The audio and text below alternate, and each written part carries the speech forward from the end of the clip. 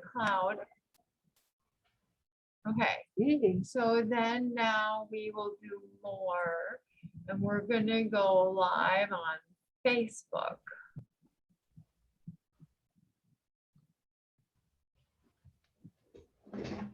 And so upper mid, this one right here, share on page.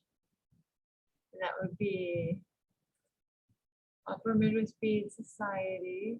And then we're going to cross promote on the other page. Okay, so then we go live.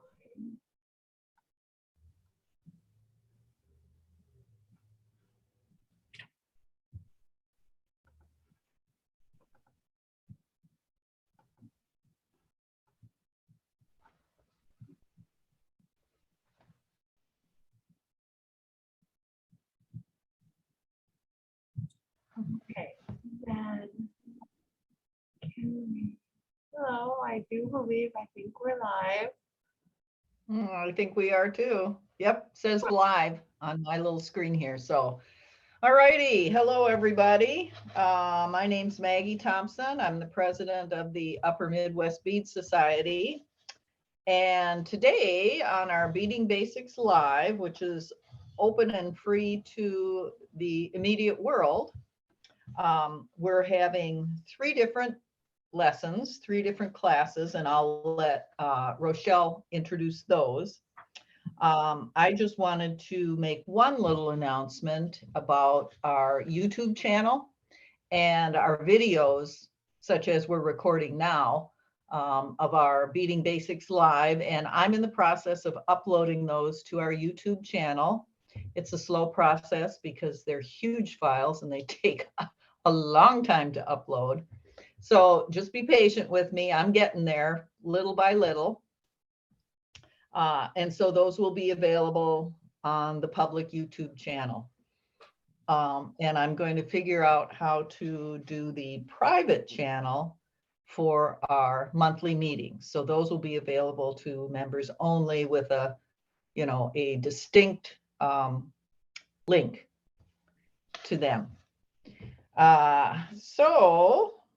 Oh, and then I wanted to say, Lisa is going to be here on November 1st, and these are earrings that she did. They're called the Arabesque and tassels, and I just want to say I'm wearing them and I love them, and you can find them in her shop.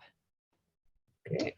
And that's what I know. Go ahead, Rochelle, it's all yours. Wonderful. Welcome to our Beading Basics Live. Today we have Jan Carlson, who is going to be teaching the Russian leaves. It's a St. Petersburg stitch and Russian leaves pattern by Jill Wiseman. And then we're going to have Becky Pancake, who will be second, and she'll be teaching the chenille stitch. And there's a lot of variations to the chenille stitch. And so if you use demis mixed with rounds, which Nicole Starman came up with, you make this really unique textured bangle. So that's the version she's going to be teaching today. She'll show you some other versions of the chenille stitch too. And then I'll be teaching Interchange 2.0. So if you learned the Interchange pattern before, which is right angle weave with multiple whole beads, 2 whole beads, 3 whole beads, 4 whole beads. Today we're going to learn how to make a nice gradation collar. And this one you do by interchanging your spacer bead between there. And so you'll start with smaller and get larger, and then change up your from mini duos to super duos to larger. So it's a natural gradation just because you've changed your spacer. And then we'll also learn how to go more 3-dimensional with your interchange pattern. And so this one has a 4-hole bead running through the center. That way you can add a 3rd dimension. And so that's from 3 to 4. So get your 2 whole beads and 4 whole beads already, and an assortment of seed beads, and then stick around for later. And Also, I want to remind you, we have our November 1st meeting. It's a special meeting. Lisa Kruk-Dooley is going to be teaching this really adorable pattern. It's reversible and it uses, trying to stop the swing here. It uses a crystal that is a flower shape, and then it uses 2 whole crescents to capture it, bezel it, and then 2mm fire polish to then create this beautiful little buttercup. And so the UMBS, Upper Midwest Bead Society, and Starman Beads and Bobby Beads have sponsored this great class. So that means we have 72 kits for 72 members, the first 72 members that come into Bobby Bead to collect their kits, or to contact me at Bobby Bead to have me ship you the kits. The kit is free, but you have to pay for shipping. And so this is for November class. It's a Monday meeting for members only. So if you want to become a member, you still have lots of time. You can go to umbs.org and fill out the membership. And like I said, the first 72 members that contact me for kits get the free kits. And this is what the kits look like. There's all sorts of groovy stuff in them. And yeah, they're fun and easy. So that's for the November class. So everybody look forward to that. And there's more information at umbs.org. So we are going to start today with Jan. And so if everybody has their beads, and I hope you downloaded the pattern as well. And so we're just going to switch over here. I believe speaker.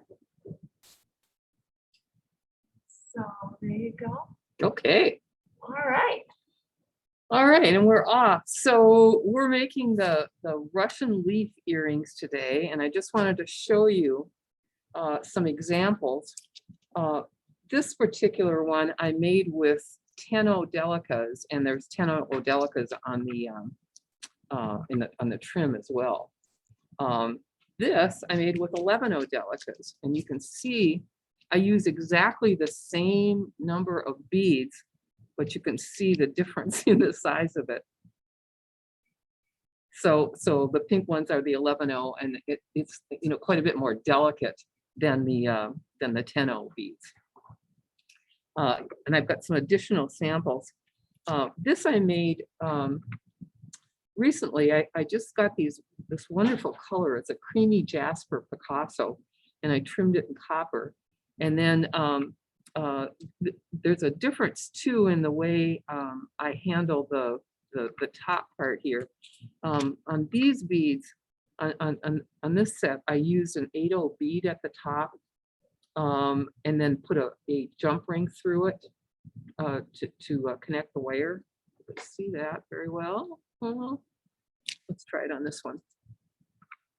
So there's an 8/0 bead connector right at the top, and I put a jump ring through it to connect it to the wire.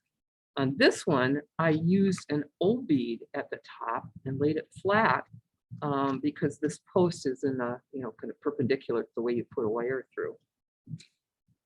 This is an example of the one of the patterns from Linda's Crafty Inspirations using multiple different colors. And this one I trimmed in 11/0 beads.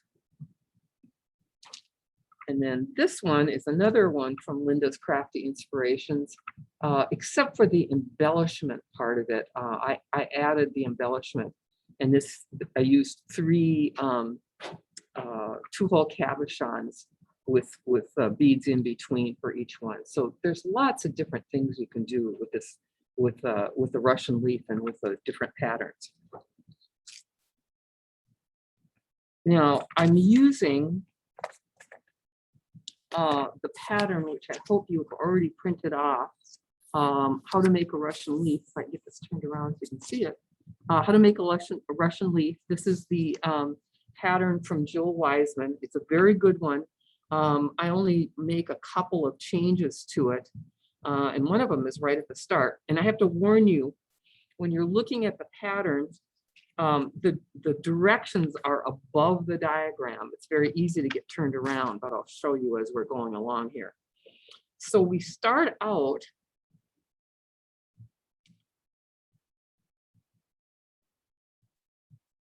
with the directions at the bottom of the first page, starting with about a yard of fire line. Now, the change that I make, she has you, you're starting at the V of the Russian leaf. You start down here and work up, and then she has you working your fire line back through to the center. Instead of doing that, I just put a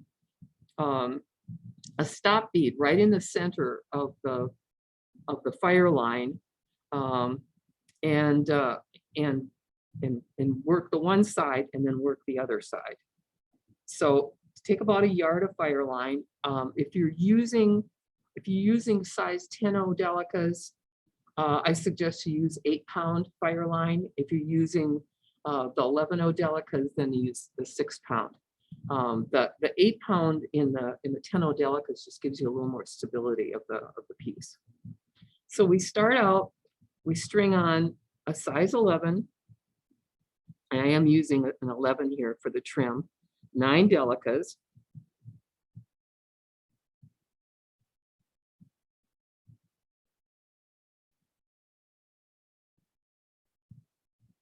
See how I count it.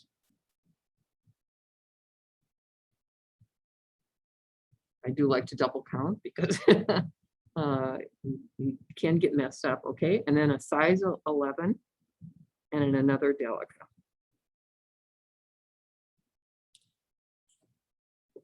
Up a little bit. Now, pass back towards your tail, okay?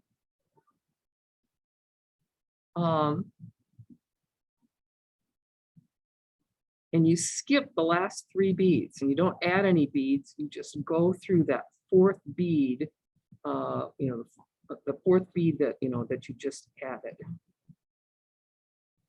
and then I call this the wrestling part, where you try to get the little black bead to sit right at the bottom. So at this point, your beadwork should look like this.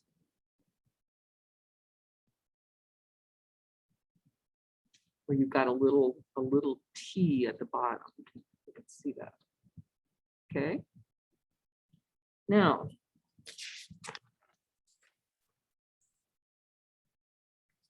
you go to the next page, you see the diagram for what we just did. Now I'm in the middle of page 2, and it says now we're going to do normal peyote stitch for 4 stitches. So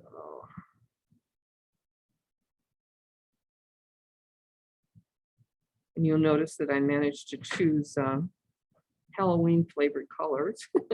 I was or Halloween themed colors. I was thinking about what would really show up nicely, and I thought, oh, orange and black, that'd be good.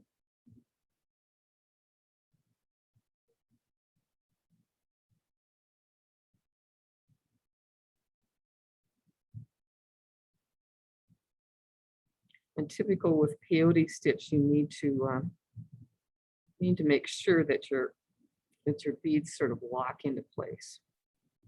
So now this is what I've got so far.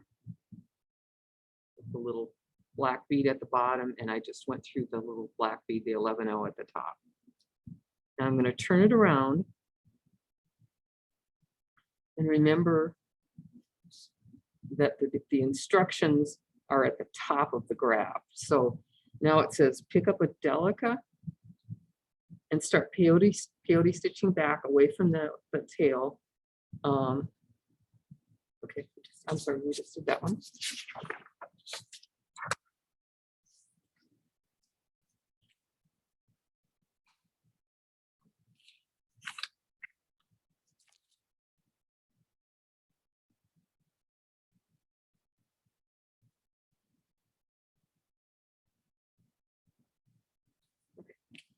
Now we're going to pick up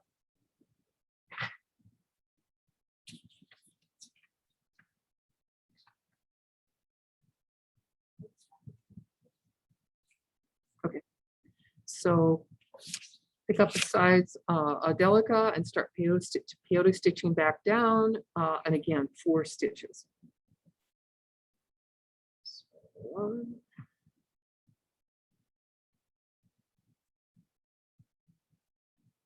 2, 3, 4. Now this will be the first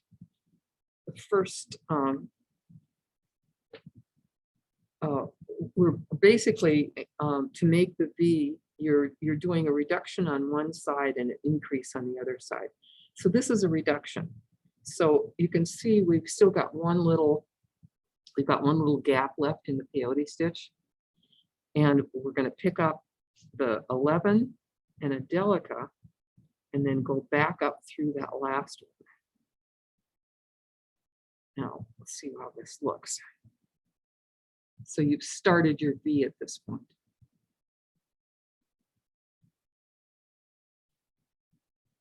And now I'm going to make 3. I'm at the bottom of page 3 here. We're going to make 3 peyote stitches. 1,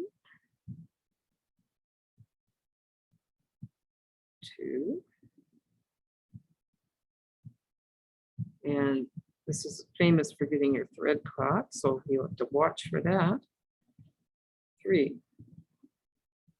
So now this is what we're looking at.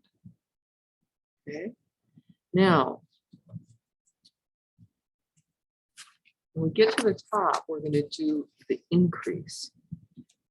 And the increase is we're going to pick up a delica, an 11, and a delica.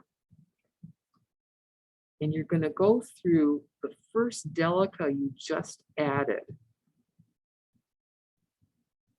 You can see this a little better.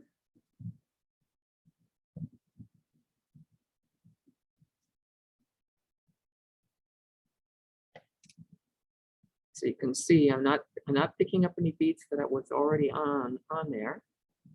And then I call this the wrestling it into position. So you want the little 11-0 to sit on the inside right next to the delica.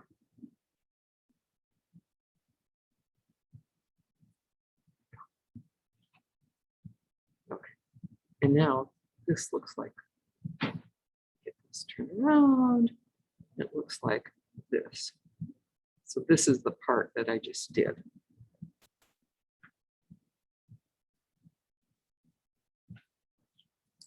Okay, now it has you going back, and this is the repeat part. Go back to the little blue diagram on the bottom of page 2, where it says pick up a delica and start peyote stitching back down. So again, we're going to do 3 stitches.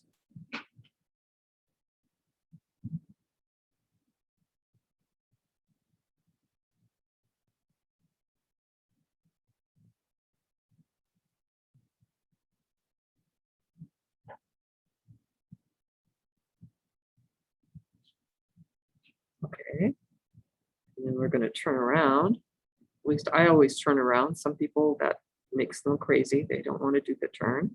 And this is another decrease where I picked up an 11 and a delica. And now I'm going to do 3 stitches.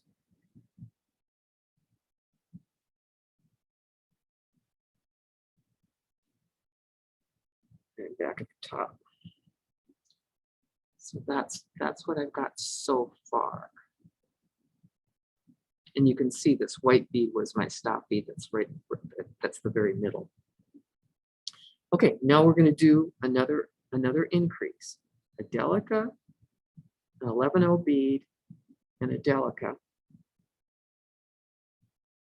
Slide it down and pick up the first delica that was just added.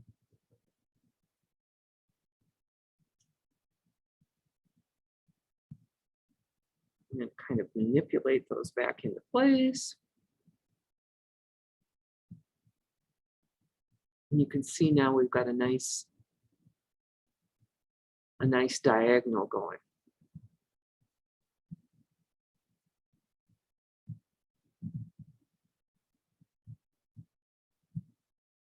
You know, 3 more delicates.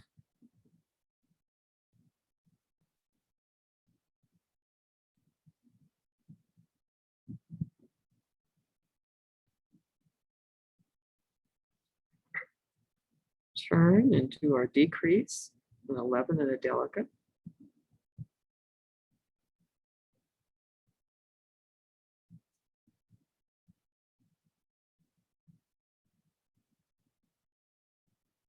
Go back up with 3 delicates. Does anybody have any questions? Any?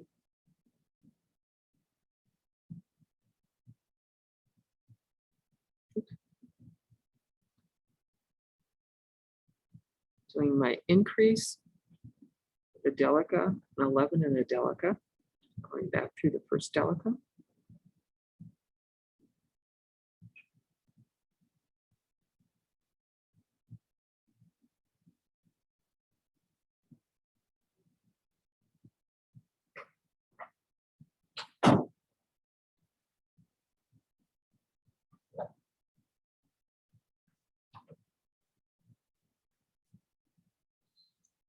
Three more of these.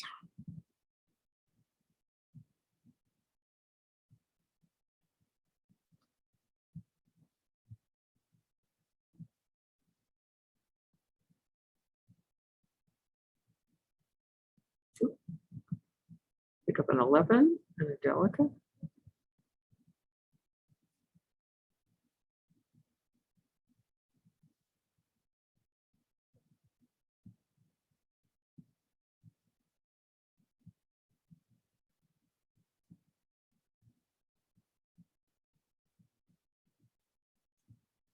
Back to doing an increase. Okay, I'm going to go. I've got 1, 2, 3, 4, 5. I'm going to go until I've got 7 on both 7 of the 11-0 trim beads on both edges, and then we'll do. I'll show you how to do the edging. Okay.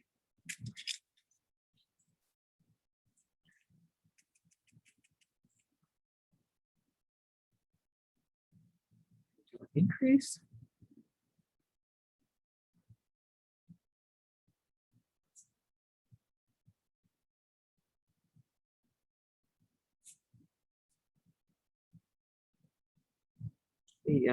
The black bead likes to flip around to the inside. We just have to kind of coerce it back out.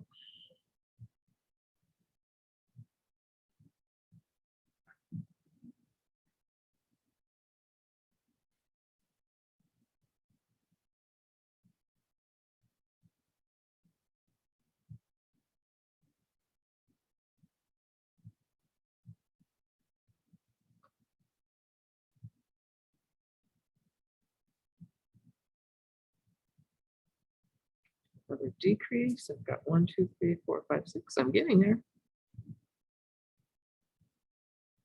The Jill Wiseman pattern has you going to 9 if you want the longer beads. You can really do this probably any length you want, but she has it 9. I'm just going to go to 7 to get this done a little quicker for us.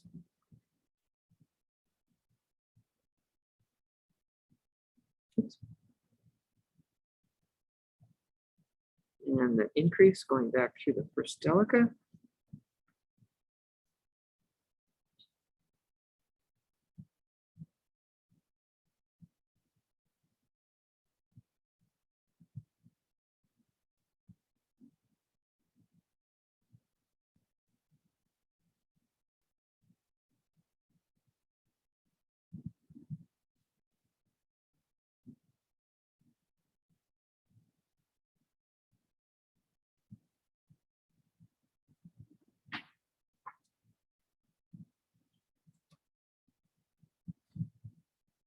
So 3 beads, 1, 2, 3, 4, 5, 6. All right, almost last row here.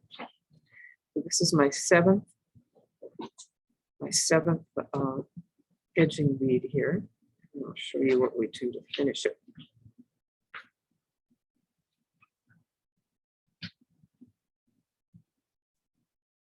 Now, I've chosen to edge this completely in the black beads. You can use the delicas or the black. I just think it makes a nicer look to edge the whole thing. So in this one, I'm going to do something a little bit different. I'm going to pick up the delica, but then I'm going to pick up 2 11s.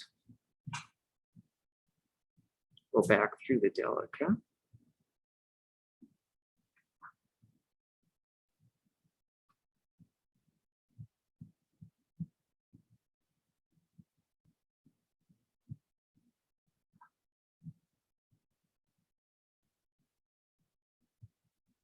And then try to convince the 2 11 beads to sit side by side.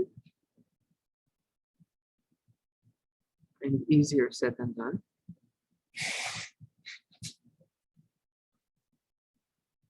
And then I'm going to trim the rest of this with the trim bead. So instead of using delicas in this row, I'm going to use the 11 notes.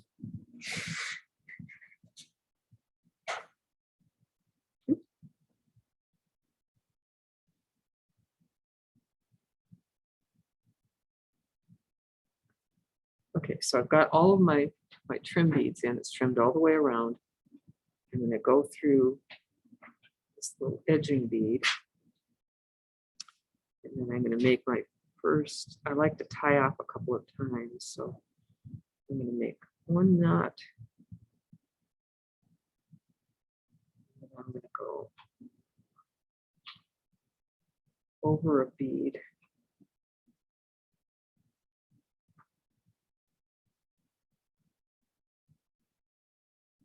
Try not to get my thread caught. And I'm going to catch another knot.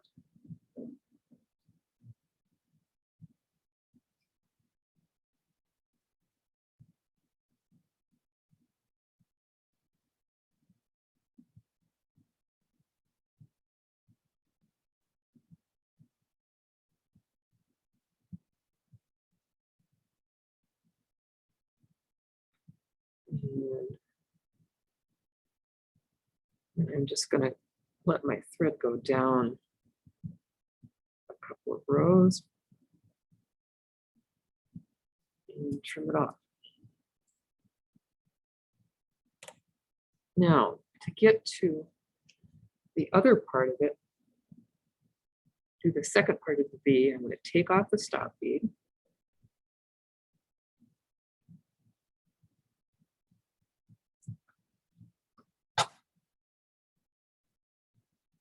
I like to flatten my thread. This is my favorite tool for flattening my thread, just a regular flat nose. And my needle. And then for the instructions on page 4, you go back through, you start again with that little blue mark on the bottom of page 2. And this first row, now you pick up 4 delicas again. It'll look a little weird until you realize what's going on.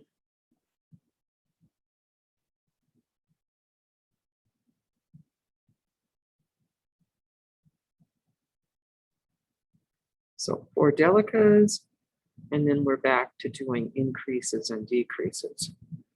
So this is a decrease. I've got an 11 and a delica, and then back up. All right, and then you're back in business. So this continues on just the way we did that first one. Now I've got one that's already done, and I just want to show you the connection that I use. In this case, I'm just using an 8/0 bead, I like to get kind of a narrower one, so that it's easier to get a jump ring through it. You might even want to test your jump rings. And I use like a 4mm or 5mm jump ring to attach. So now I've got the thread, I've come back up and I've got the thread coming through the top beads here, my trim beads. So I just pick up the 8/0 bead and I go through the same 11/0 bead on the other side. And then I pick up its pair there. And I go back through the 11/0 bead.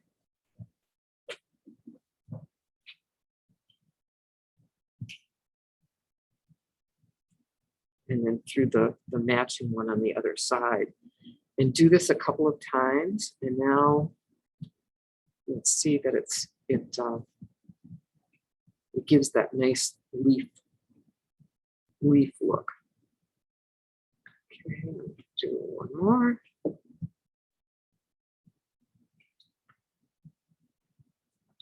Pass.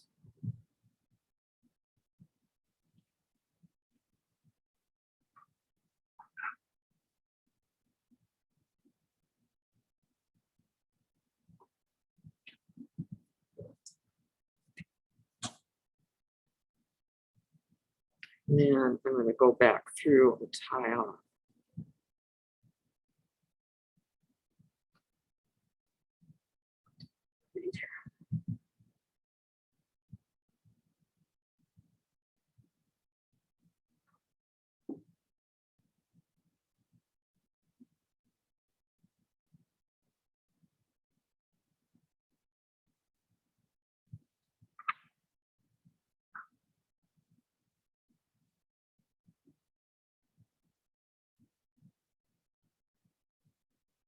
Okay, so I've made a couple of knots and I went down a little bit with my thread and I tied off. So now this is what it looks like. Now, what I do is take a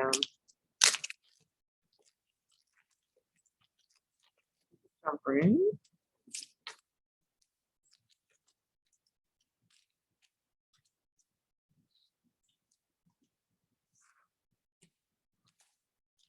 In this case, I'm using, I don't think I'll use one of these funky ear wires. These are ones that I got from Bobby Bead that I really like. They have a wonderful little trim at the bottom.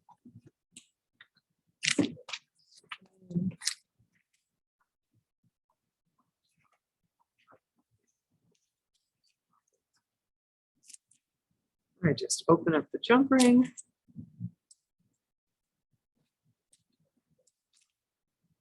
Slide it through the 8/0 bead, sometimes easier said than done.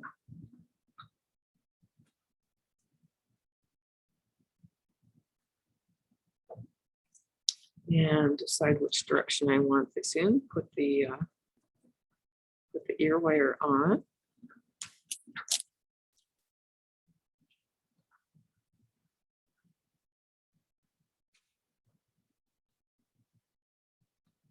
Oops.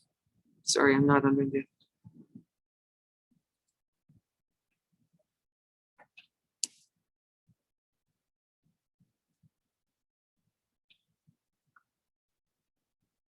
And make an attempt to close the jumper.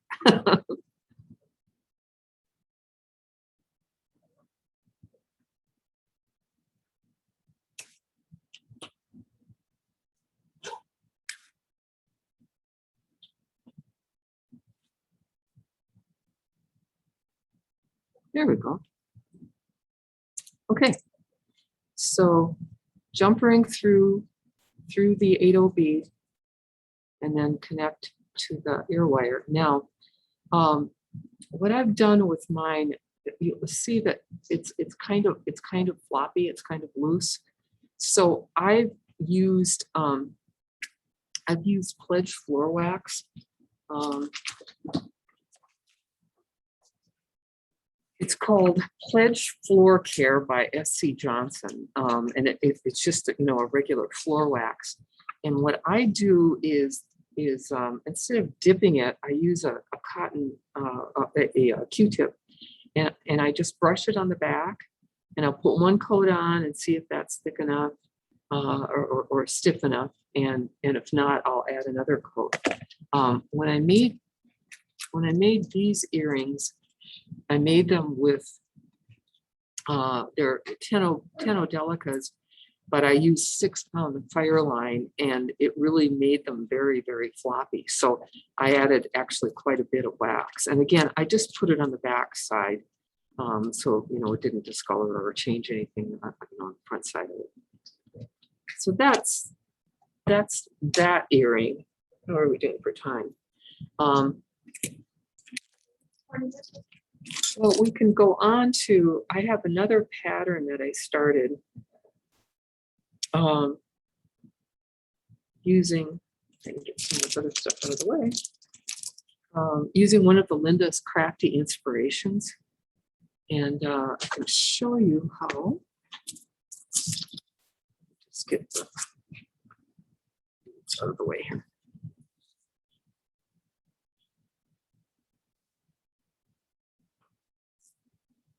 I can show you how this works with the Linda's Crafty Inspirations set.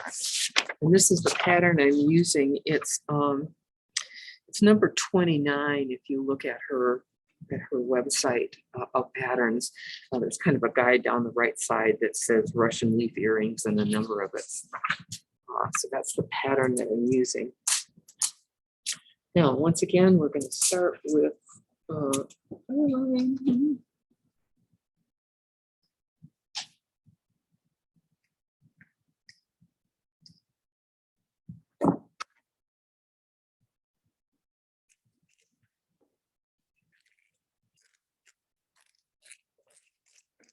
again, I'm taking the Art of Fireline.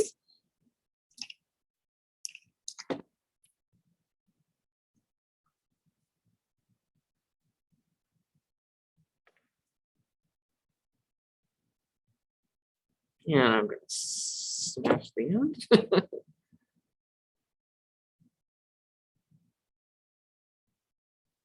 going to add my stop bead right in the middle.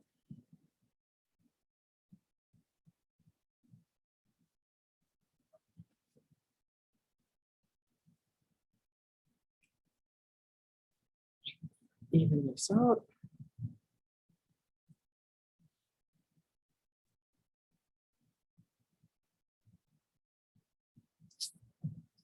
Okay. So she talks about main color and trim color. In this case, I'm using delicas for the trim as well. So my main color is the black and my trim color is the white. So we start out picking up B, 2A, 3B, 3A,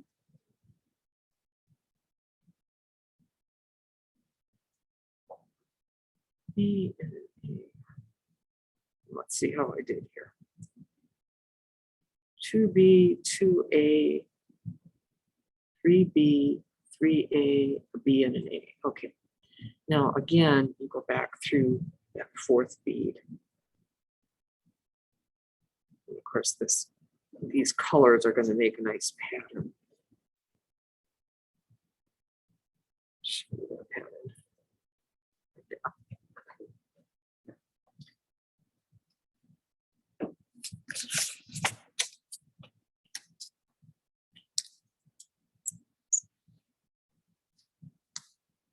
And then, again, we're going to do 4 beads here. A,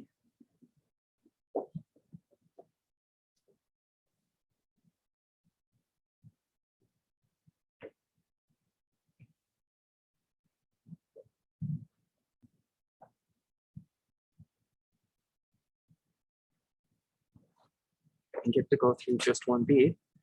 A, and then a B,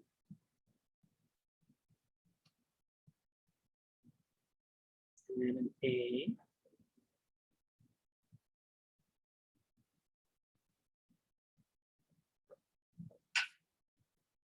and then a B.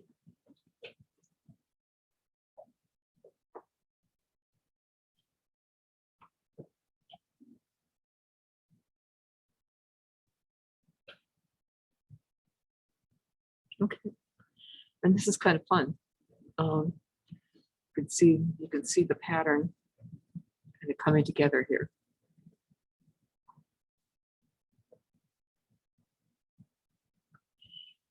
Now I'm going to do 4 beads again. A,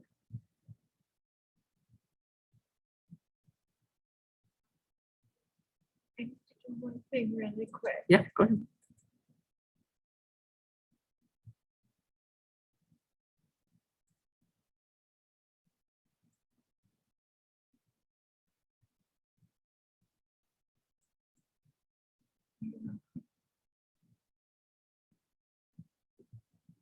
Okay, on this row I added A, B, A, A, and now I'm going to do my first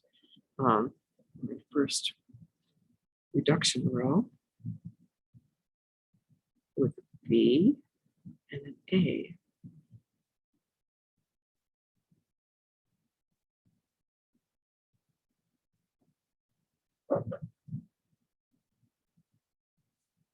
And then I'm going to do A.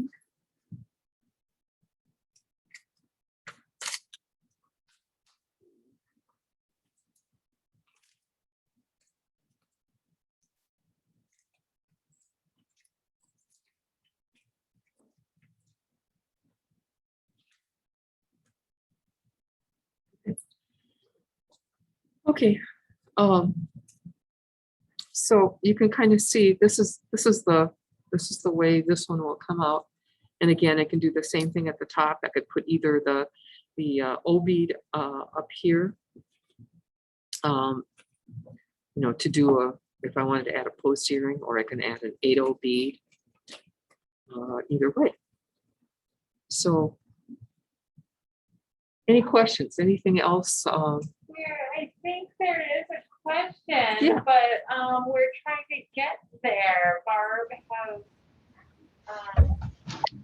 has. Rochelle? Yeah, did you find Barb's question? Yeah, I've got a couple of questions here. Okay. Somebody wants you to repeat the floor wax details, Jan. Okay. And And is it actually- liquid? Is it liquid or paste? it's a liquid.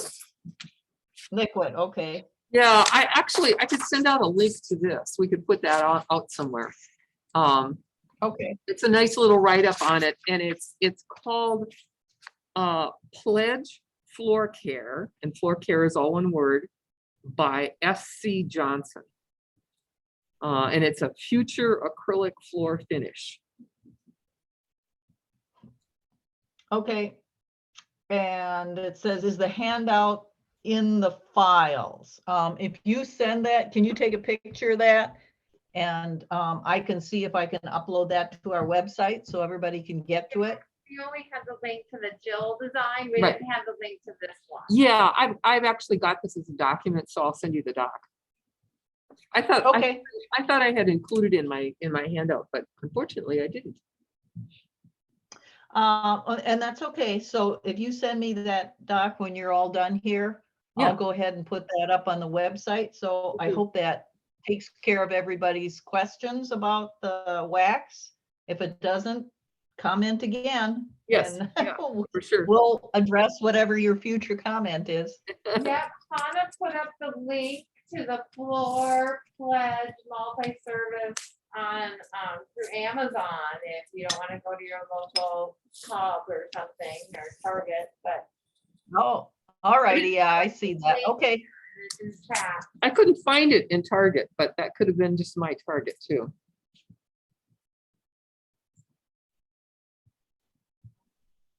Was there another question? And let's see, I think that was it so far. That's all. And And so do you always use Fireline to make it stiffer, or do you ever use 1G? No, I think 1G would make it way, way too loose. It's important to get it, as stiff as you can, or it won't hold, it just won't hold its shape. I like the shape to, kind of come out and be, leafy shape, and you can kind of see from this one, it's sort of limp. And so like with these, I have stiffened them, and they hold their shape very nicely. So it is, it's a nice leaf shape. That's adorable. Yeah, and really you can do so many different things with them. They're just it's a lot of fun to work with. And I do like my little black and white in my Halloween. And now I've got Halloween earrings to wear. And again, you can embellish these, if you can find like little pumpkins or little skeletons or something to put in them, that would be kind of fun.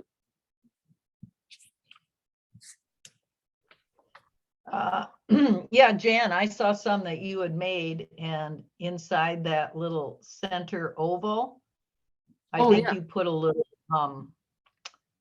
focal Yeah. bead, Yep. and Yeah, here's an example of that. yeah. A 4mm or a 6mm? What do you have in there?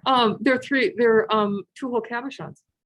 Oh, really? But I've also used, like a 4 or 5, well, probably a 5mm crystal. Okay. Whatever fits in there. I use 4s on the end and a 6 in the middle. Oh yeah, that would be great. That would be great. These sort of, You could probably even fit a like a Halloween charm inside yours. yeah, Oh, yeah, sure. that would be great. That would be really fun. Yeah, they're a really great base to start from. Yes. And then And so the trick really just to turn around and go the other direction. Once again, I'm at the point Yep. there. So maybe I misread. I'm like, You don't Well, have to and- turn, you use the other end of the thread. Yeah, you use the other end of the thread. You do the, yeah. oh, your tail thread. Yeah. Yep. And so, but what if you want to make a zigzag, like those bracelets, like the geometric contemporary deeper? So Yeah, if you I want would, to make a zigzag. yeah, and I would think just- you would do the same thing that you do at the start. So I go one more to Yeah. the point. Yeah. Okay. And then just do an increase. Mhm. Okay. Yeah, so it's just, it's just increase on one side and decrease on the other. And of course, at the V, at the V part, that's where you're doing it a little different, where you're not adding the increase and the decrease, and you're putting 4 delicas in. Okay, that was my question. Yeah. Okay, so You, then. yeah, you put 4 beads in instead of 3, yeah. I get it. But you don't do the Okay. increase and decrease. Yeah. That's where I was goofing up. All Yeah. right, that makes sense now. And then flip over the piece, and that helps Yeah. too. Well, and I don't, I'm thinking that, I learned it through Jill Wiseman, right? So she has you start at the middle of the V and go up. Now, it would make more sense to me to start at the top of the V and go down and then go back up, but I've never run across anybody who taught it that way. So I suppose if you sat and thought about it for a while, you could get that figured out. Well, yeah, because I'm always like, well, I want to keep going and going and going. Yeah. Or maybe use this as a rick rack around a bag, Oh, yeah, the yeah. top of a purse. Yeah. Yeah, and so, because I'm kind of a rick rack kind of age, so that's. Well, and you could do, this is, you can really play with this. I've only worked with 7 trim beads on the side, or 9 beads on the side, to vary the length. You can certainly make them shorter. You can certainly make them I did longer. 5s. Yeah. If you want something more delicate, make it shorter. And I haven't explored this with 11-0 beads, but I think you could make it with 11-0 beads. They just don't snap together quite as nicely as Well, the it might cylinder have been beads do. bent more organically with Yeah. 11s, Yeah. because when I was doing like the orchid where you start the peyote at the top and Yeah. descend on both sides. As you descend with rounds, it starts to pull tighter and curve. Right, Where right. with icos and delicas, it stays straight. Yeah. So I think it would be organic with round. I don't know, but if anybody has pictures of all your embellishments and all your variations that you've made, you should post them in the comment section of the Facebook or post them on the Upper Midwest Beads post. So then we could see what you all made, because I think Oh, that's yeah. really groovy to absolutely get, a variety. Let's see what y'all did. I did a bridal bracelet on white fish leather. Jan Patty Jo Skogquist is on Facebook and she says, thank you. Oh, She tried them once before, but now she'll try them again. yeah. And So the you trick can is inspire again, her. in that Jill Wiseman handout, again, the trick is when you're reading it, the instructions are above the diagram. Because otherwise, if you're reading the instruction that's below the diagram, it's wrong. That's not the right thing. So people have gotten pretty confused with that. That's what I And started and to. you need to do the basic of the Jill Wiseman instructions to be able to go over to the Linda's Crafty Inspiration patterns. She has some really beautiful patterns, but all she gives you is the graph. Yep. What colors to use. So it's going to make no sense to you at all unless you look at the Jill Wiseman pattern. But that's a great place to start, because Jill is so good at the basic. Oh, She's yeah. got everything, so many great videos and free tutorials out there that she so generously.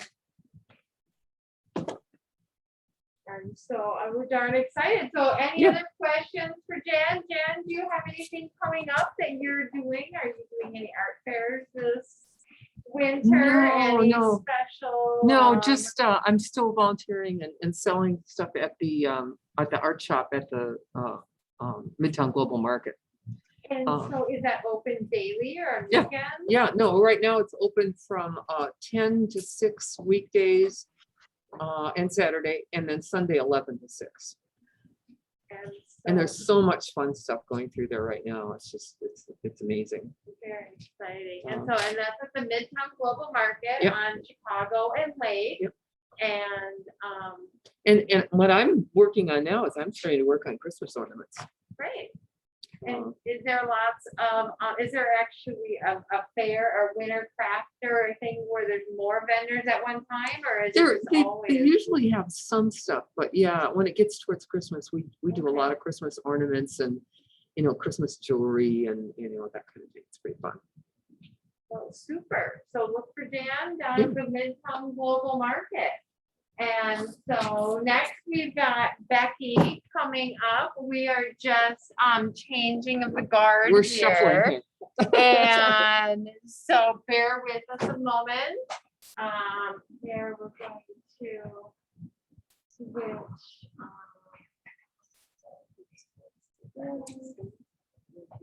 So we're gonna have lots of fun. So yeah, if you're didn't get the pattern, we're gonna do the Chenille Stitch next. My internet's all. And so what's next from Becky? And so get out your 11-Os, get out your demis, or your 8-Os and 8-O demis, right, Becky? Yep. I'm gonna start by showing you some of the difference. Okay. This first one, Okay, so wait a minute, Becky, let me, you've got your camera on there, and then we are going to screen share your other camera. So okay, I'm gonna show you how to do this really quick. So first, we're gonna go to speaker view, and then the screen share, and then you click the camera. So then this is your camera right here, okay. and then you've got your face right there. So see how beautiful everybody can see your work. This is 8, and green is the main color and white is the accent. This is 8.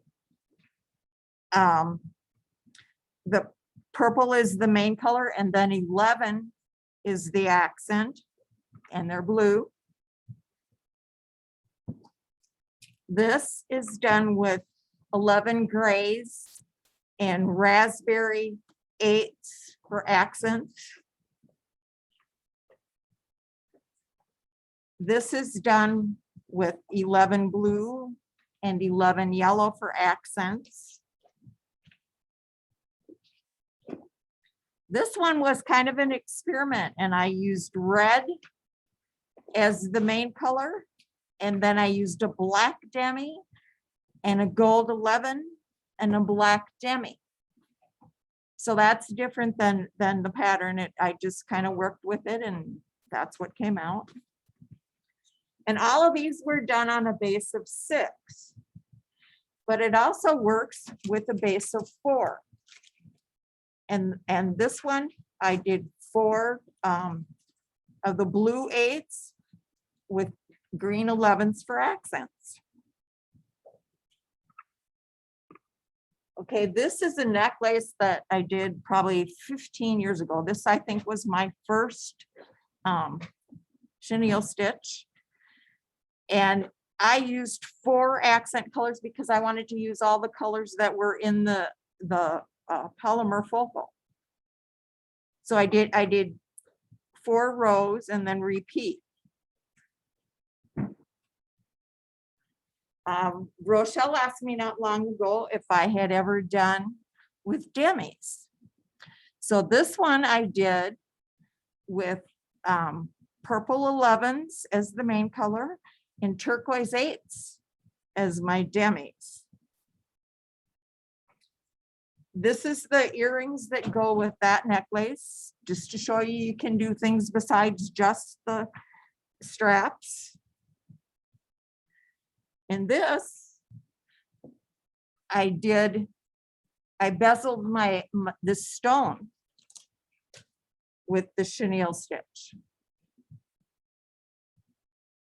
So you can do more than just the chains for your necklaces with it. I'll get out my beads.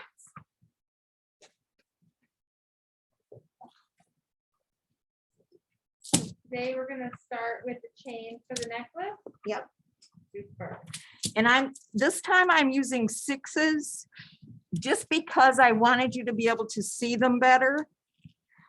To me, 6s are larger than I would use, but it's a matter of personal taste. It can actually work with any of the sizes.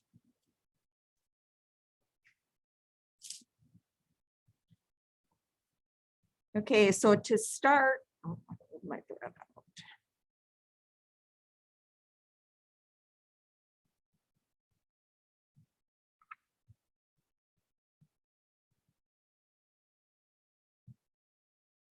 To start chenille stitch, you start with a ladder. So you pick up 2 beads.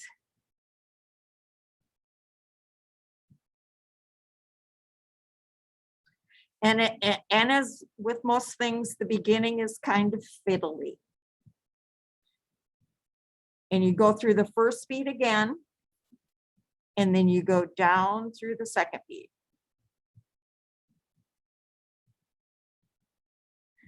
So they should be setting next to each other.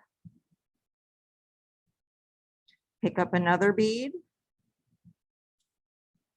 Go down through that second bead.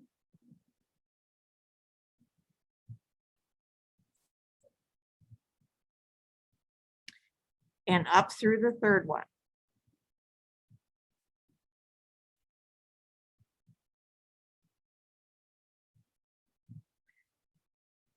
And you keep repeating the ladder stitch. Normally, most of the stuff I've done has been on a base of 6, but like I said, you can do it with 4.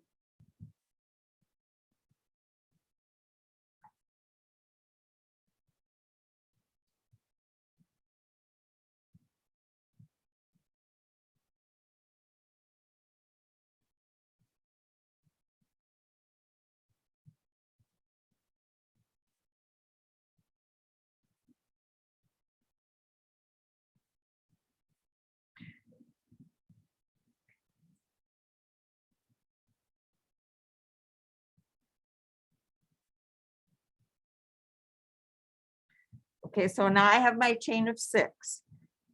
And then you go back through the first bead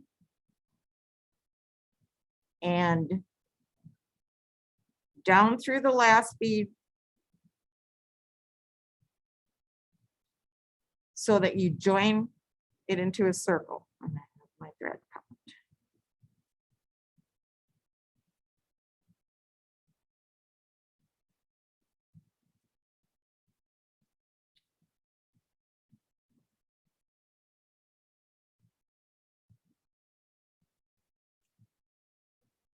So you have a little circle like that. Okay, now you go up and you add an accent bead. And you go down through the next bead. And you go up and you add an accent bead. And you go down through the next bead.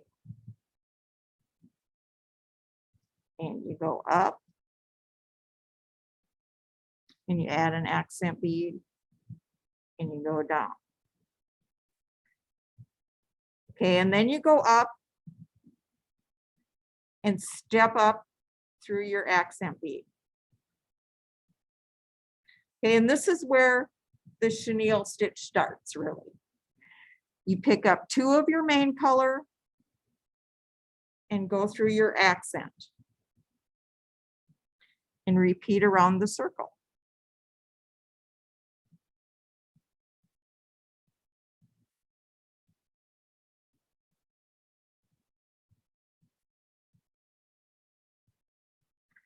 Okay, so I added 6 beads in that round. Now I step up through the center of the first bead I added, between the bead 1 and bead 2. And there's 2 rows to chenille stitch. You're either adding 2 beads or you're splitting the 2 beads and putting an accent in. Okay, so I put an accent in.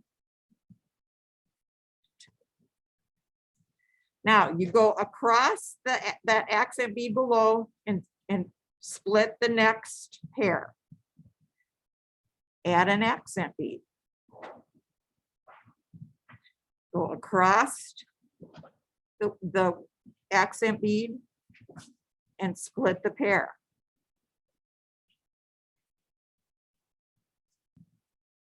So you're either adding 6 of your main color or 3 of your accents. And if you're doing it on a base of 4, you're adding 4 of your main color and 2 of your accents. Okay, so now you step up through the one you split and the accent bead to start your next row. Now I finally have something to hang on to. It will be less fiddly. You pick up 2 of your main color and go through the accent. Pick up 2 of your main color and go through the accent. Pick up 2 of your main color and go through the accent.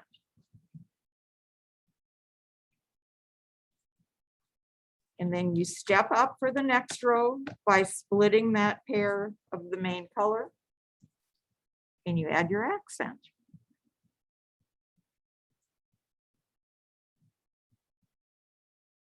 Go across that one that's below and split the next pair and add your accent. It's actually a fairly simple stitch. And it's kind of rhythmic. I can sit and watch TV and do this. It's not like something that you have to really concentrate on the pattern of, because you're either adding two or you're splitting two.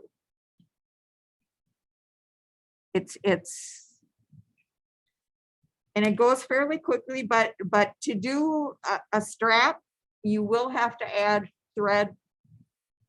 Don't try and use 5 yards of thread so that you don't have to add. What about beading off your bobbin like I always do? That would work. Because instead of, it's just like a stopper bead. Sure. You know, and way- That would work just fine. I haven't done that, but I'm very certain that it would.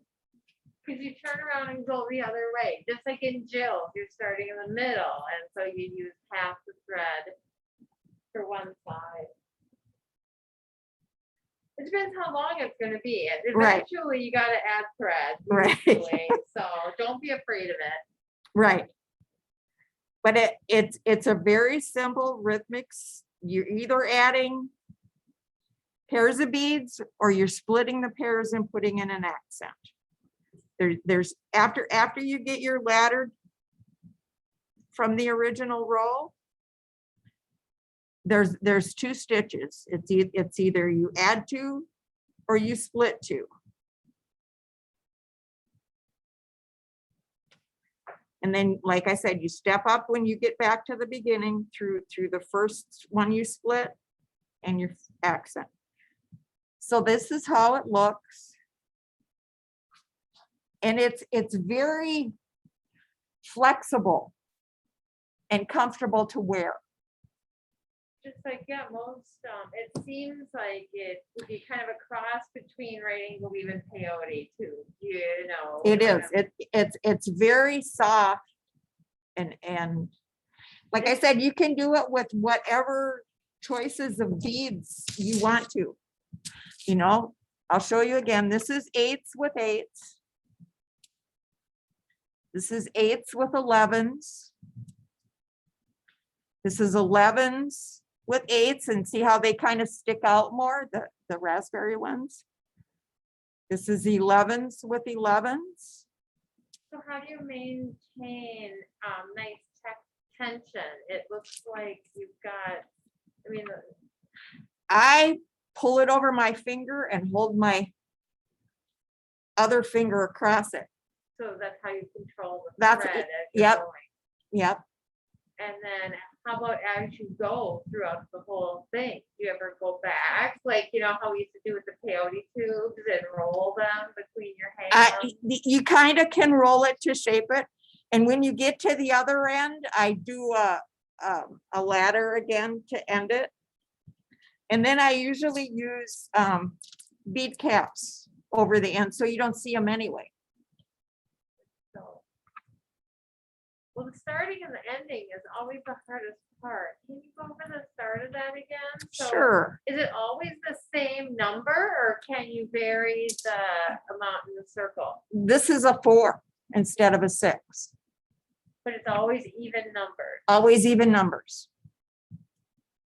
I'll show you a 4. I can start another one right here. You want more thread? Ah, I have a whole spool here. I do too. And you'd pick up 2 and do a ladder stitch. Add another one. And come back up. Because you have to go all the way around. You have to secure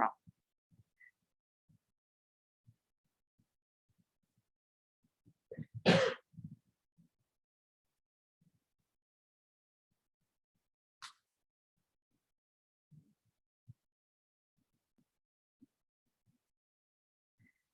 Okay, so now I have my 4. You go up through the first one and down through the last one.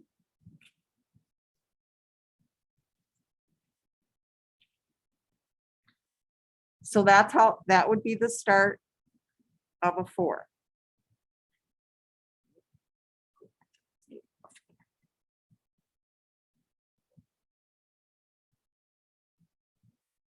And it all depends on how you want it to look, you know?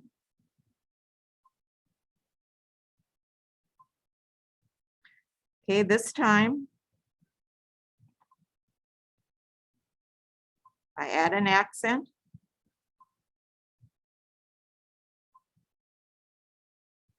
Go up through the next one and add an accent.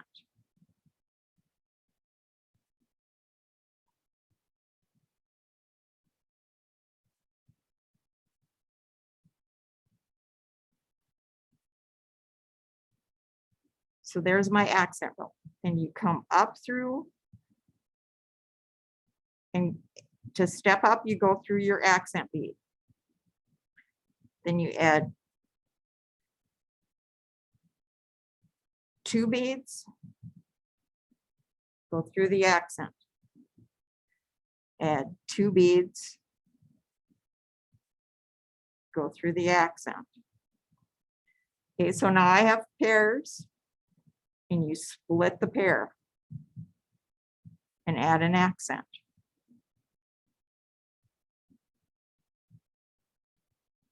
Ignore the accent bead that's below it.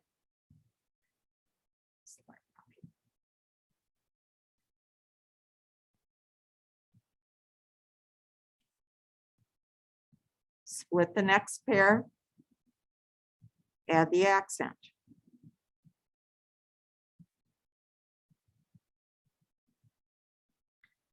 Then you step up through the main color that you split and the accent, and you add 2 again.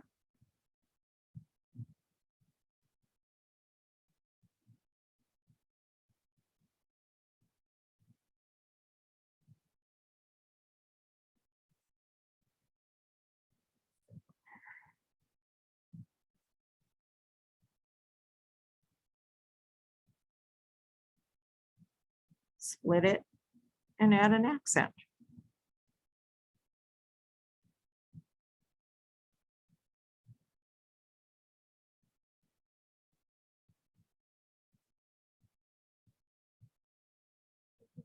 Going. Yep.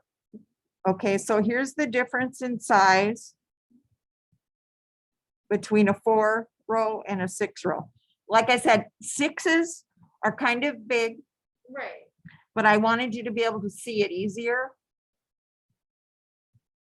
And so what about when you're bezeling with the chenille stitch? Because that's really cool looking. How do you start and do that? I started with the ladder stitch again. And then when I got back to the end, I just went through the when it fit around my stone.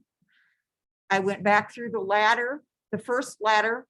Wait, did you do a tube Yeah, around the thing? yeah, No, so it's not flat, it's a tube yeah.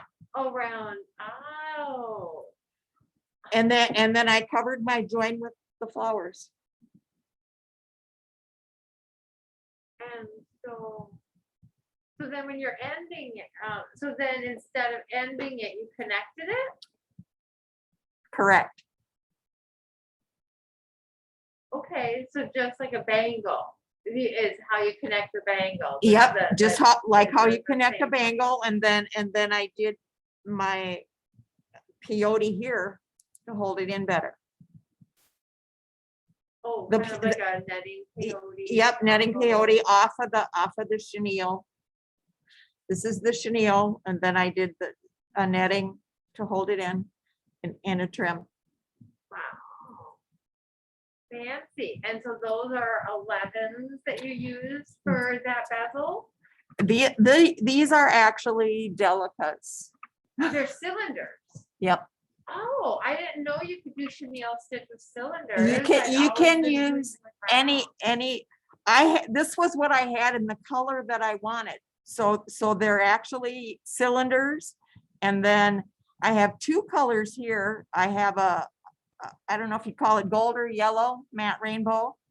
And then I have kind of a brick red, because that's the colors that were in my stone. I started with just the red and that was too much.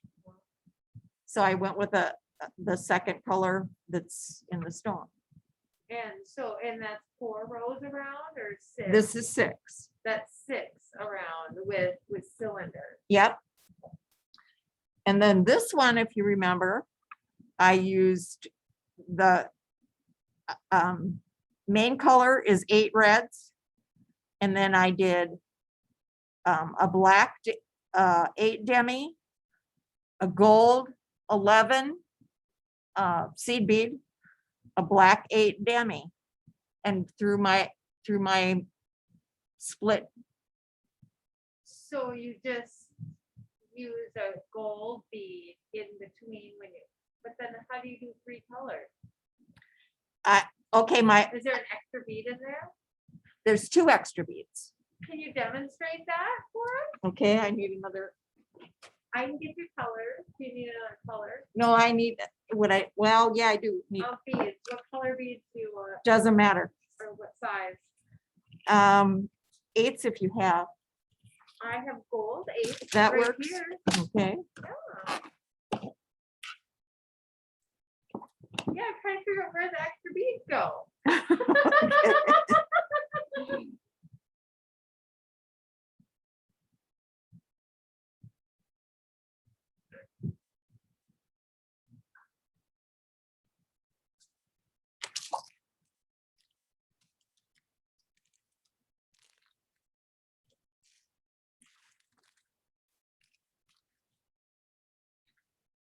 Okay, so I'll do this one on 4s, just so it'll be faster.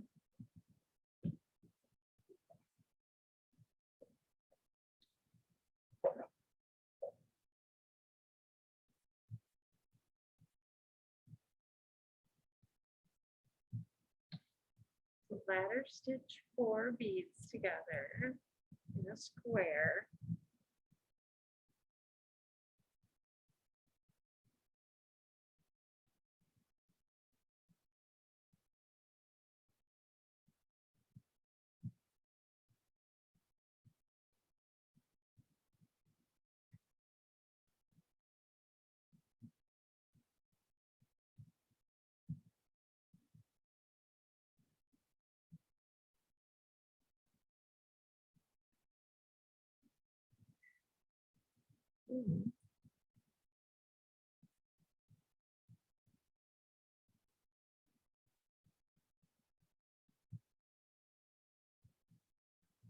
Okay, now this is my base row. And I did a white, a gold, a white down through my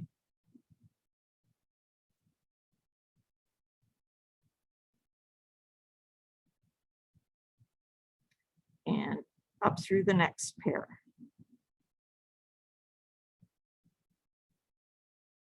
The first row is always the hardest. Yep, because you don't have anything to hang on to. Right, that's why you need that tail thread. Or the bobbin.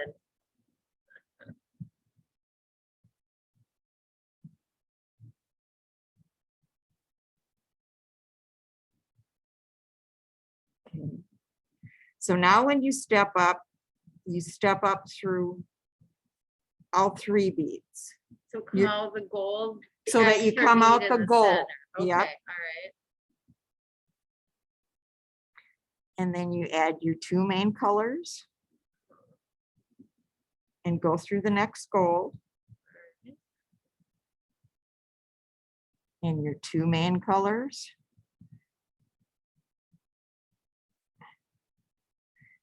And go through the gold.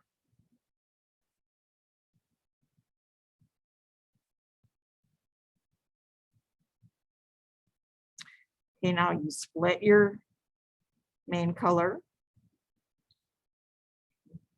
Oh, another needle fell off. It always happens.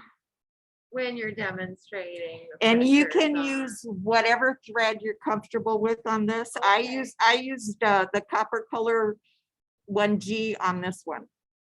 Uh-huh.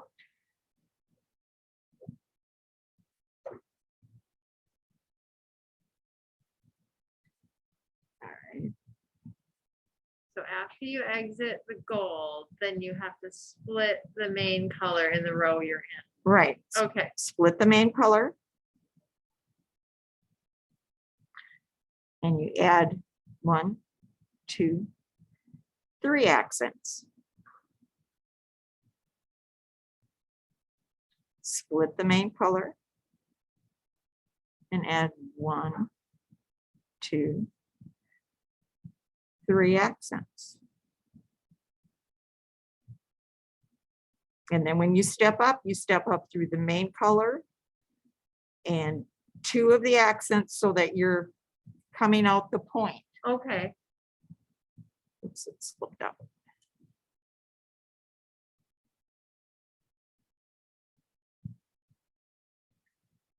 So with that extra bead, it's a little bit more open and lacy. Yes.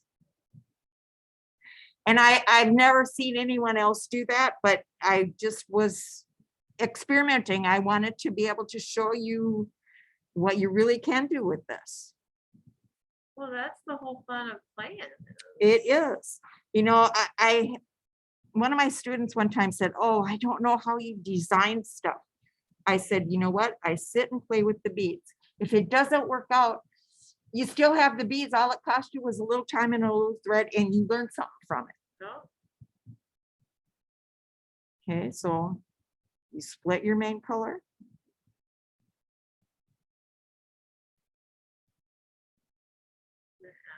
Three. And add 3.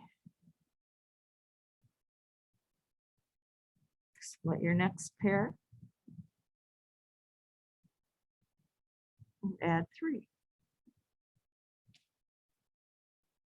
So probably goes a little faster too. It does, and it's more open. Mhm.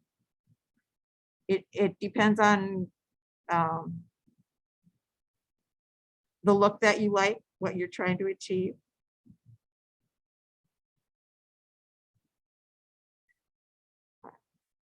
Yeah, so I'll take.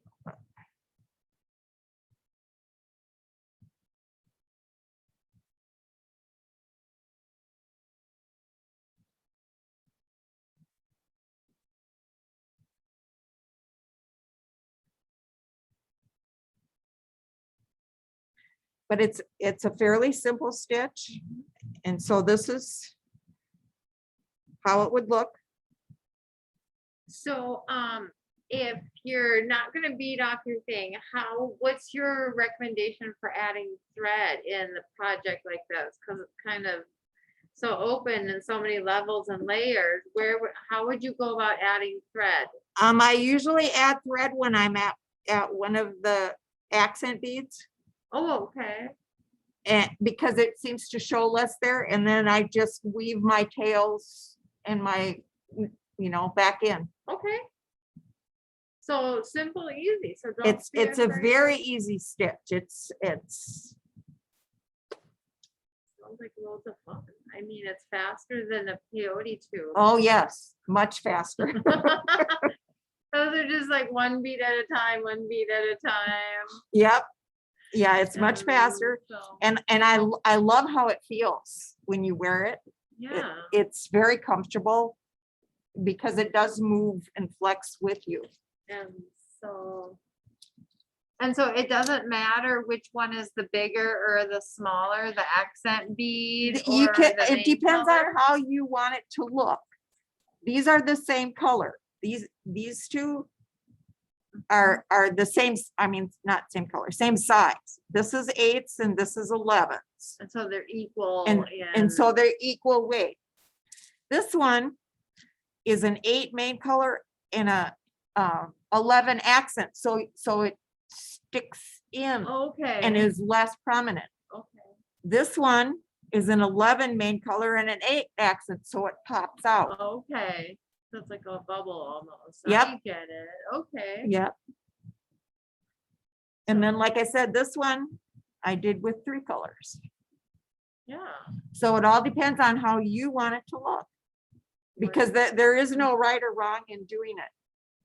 Yeah, I Like- really like this one here. With the how you demis. Did that, yeah.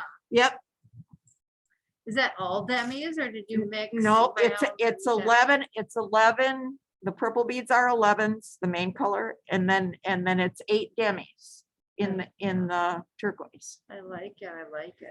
You are who convinced me to do that. You said, did you ever do it with demis? And I said, no. Well, and I like that the 8 demi is bigger than the 11, but yet it's skinny, Yep, the same like Yep. skinny as the 11. so it doesn't overpower it. Right, but it sticks out just enough to give an optical illusion of that, like bob and weave, you know what I Yep. mean? And Yep. so, It's kind of like netting, actually, when, right, if you look at it. and so, yeah, it looks a lot like netting. And so, love, love, love. And so, does anybody have any questions for Becky on Facebook or anything, Maggie or Hannah? And I think, No, excuse me, no questions from Facebook people, but trying to see, 1, 2, 3, No questions 4. from I mean, you Zoom explained either. it so simply, and with the big beads and all, you can see it. well, that's why I there, use 6s. so- Like I said, they're bigger than I would like my strap to be. But I figured you could see it easier. Absolutely. And I hope you enjoyed learning a stitch that you haven't done, or refreshing a stitch that you did a while ago. So much fun with them, I tell you. And, so we're just going to stop screen sharing here 1 moment. And we're just gonna switch people and switch trays and switch everything.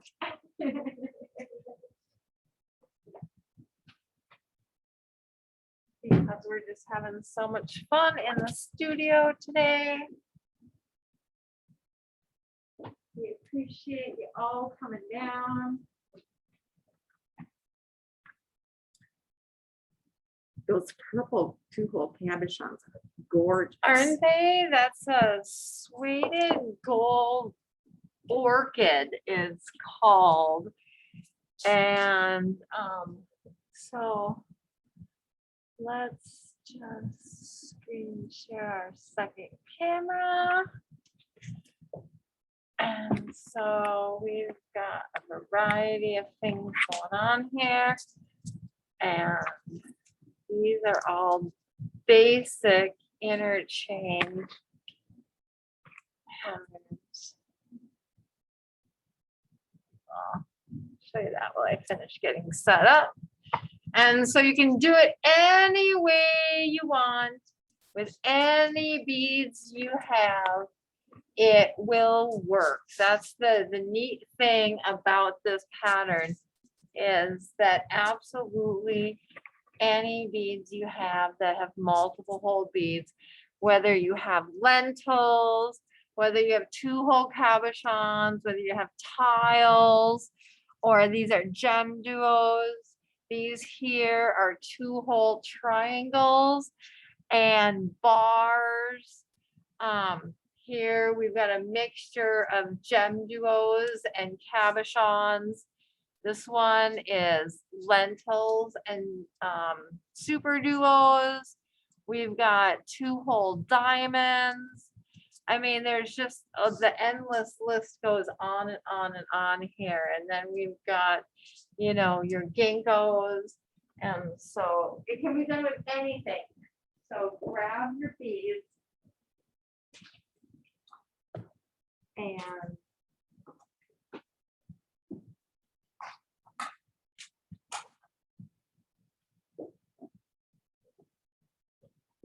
so that's the fun thing about this pattern, is it is 110% completely interchangeable. And so that's why we call it what we call it.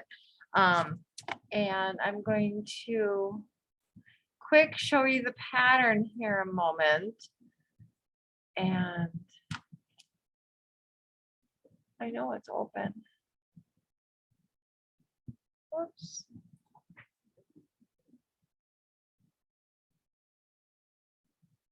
There we go. Oh, that's the one I forgot to open. I really apologize. Sorry, guys.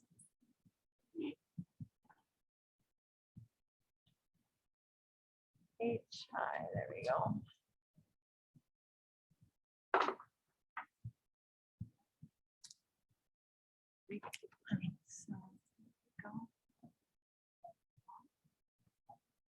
All right, so here's the interchange pattern. It really is a simple right angle weave stitch. That's the neat part about this, is it's all right angle weave. So if you wanted to connect it to a clasp right away, you could. But basically the idea is we have a 2-hole bead, we have a spacer bead, a 2-hole bead, a spacer bead, 2-hole bead, spacer bead, 2-hole bead, spacer. So in a right angle, you have 4 beads, one going each direction and 1 spacer bead in between each one. So if you know where you're going to be and what kind of clasp you want, there's a really neat way to end it here using a couple of 6/0 demis, because the 6/0 demis are basically a glass jump ring. And you can easily use 3 of those plus your first 2-hole bead to start out your pattern, and then it will connect to any clasp. You can connect a jump ring right here to this end demi bead. Otherwise, if you're not sure where you want to start, I usually start right here with all my 4-hole beads. And so I would recommend is laying beads out onto your pattern, onto your table, so that the tops of the beads are all up and you check all the holes. When you're working with multiple hole beads, the worst thing you can possibly get is all the way down there and then you're missing, there's no hole in the other bead. So double check them all and see what you're doing. Okay, so we're going to stop this. And then we are going to share more fun stuff.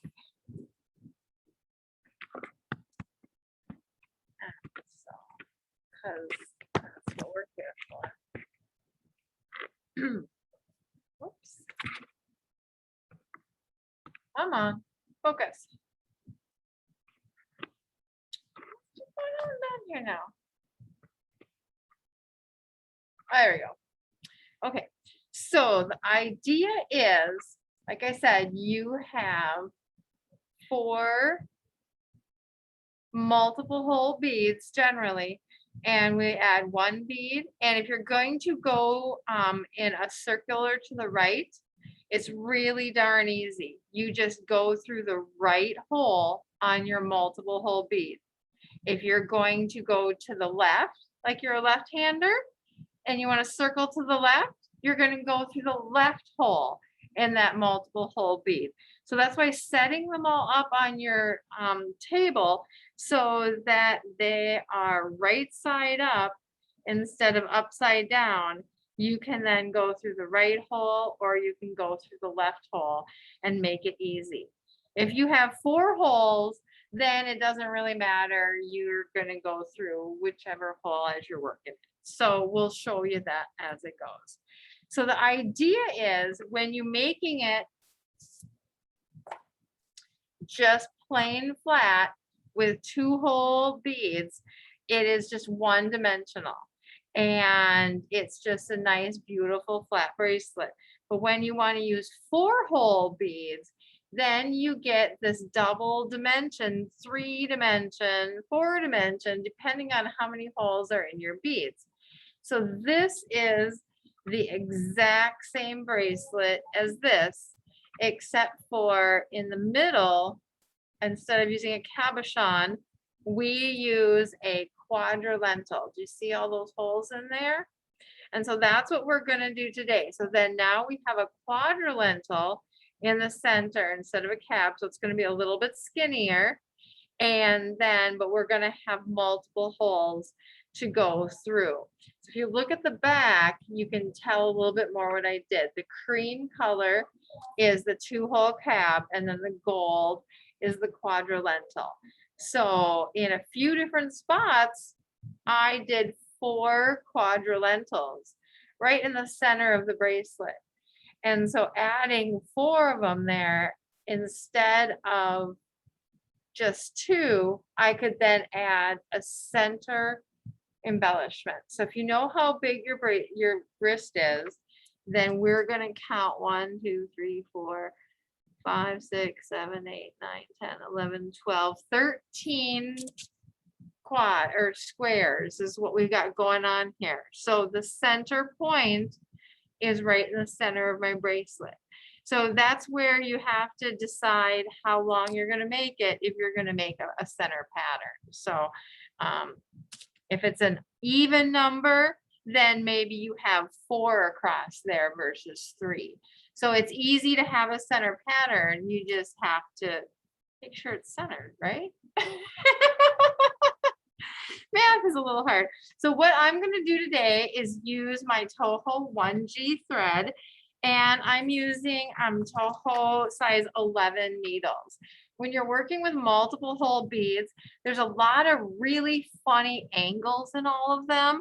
So honestly, the size 11 needles are a little bit flexible and will go through the holes multiple times. We're talking at least 10 times you can go through the holes of these beads. And I always bead right off of my bobbin. So I just take a comfortable length of thread, which is basically how long my arm will reach, because I don't want to keep pulling thread and trashing my thread. But I also don't want to add thread. So if I just bead right off of my bobbin, then it's like having a really long tail. So I'm going to use the mauve thread today. When you're doing this stitch, you are going to have to jump from one hole to the other hole. So I'm not sure, can you see the thread there? Neither can I, because I've used a color thread that matches this bead. And so this is actually the khaki Toho 1G thread. That's the idea. When you got to jump that many millimeters, you don't want to see the thread.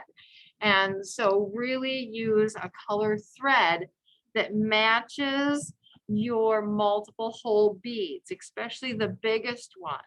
Jumping a hole on a lentil, which is only a couple millimeters wide, isn't going to be that big of a deal as jumping a hole on a big cabochon. So think about that when you're working with your thread color, because you are jumping from hole to hole. So we're just going to start with adding 1 seed bead in between each bead. See how we've got 1 at the end? And so I know where my end is going to be. So I'm usually using 3 demis right at the end if I'm going to use a clasp that needs to be attached with a jump ring. There are all these really neat beadable clasps that are magnets. And see, this one is the shape of a gem duo, and it has the holes right there. So you can just bead that clasp right in there. Of course, these are the old ones that I had made from before. But the idea is on the brand new one, you could just bead that clasp right in there. So depending on what you're doing, and so I want to bead my clasp right in there because we know how we're going to do it, or we're going to use our 6/0 demis to attach. So I'm just going to use my 6/0 demis. So I'm going to pick up 111 and then 3 demis, 111, and then my first multiple hole bead. So if I look at my bracelet that I made, I want to use one of my quad beads, which is down the center aisle. anything that is in the center aisle. And then you have your beads on the side. So this way, if I have 3 demis and 1, and we are going to wrap them all around your finger and pass through all 4 beads again, just so that you form your circle. And then I'm going to pass through them again, and I want to exit out my quad bead. So we're going to go around the circle and just pass through these beads until we get to the quad. So this is where you're just going to have to keep your quad straight. So there are 4 beads on this one, okay? So now when you pass and jump through the beads, you want to make sure you go through the bottom hole, which would be on the same side as the first one there. So you'll have 2 beads sticking up. So just hold it in place. The first quad is always the hardest. And so now what you're going to do is add 1 11 round. And then remember, I'm going to the right now. If I'm making a circle to the right, I want to go through the right hole of my 2-hole bead. So I'm going to go through a cabochon, add my spacer bead. You can use any spacer beads you want. And then this is my center again. So this bead here is a quad, and then 1 more 11, and then go through, make sure there's only one spacer bead in between each and after. So slide all your beads down. It makes it a lot easier. So this way you have your double check. Hold them on your fingers, make sure you went through the right hole, and that way they'll sit correctly when you go through them all again. So I usually just lay them on my finger and pass through all the beads again. And just take your finger and put it on there. It's not that big of a deal. And then hold it while you pull it again. So that way, this is your second cube. Basically, we want to pass all the way through to come out the second bead. So this is how we move forward, is by just coming out the second bead. And in this pattern, it always ends up to be the quad is your second bead. So make sure, once again, you're going through the bottom. So you have the same 2 open holes on the same side.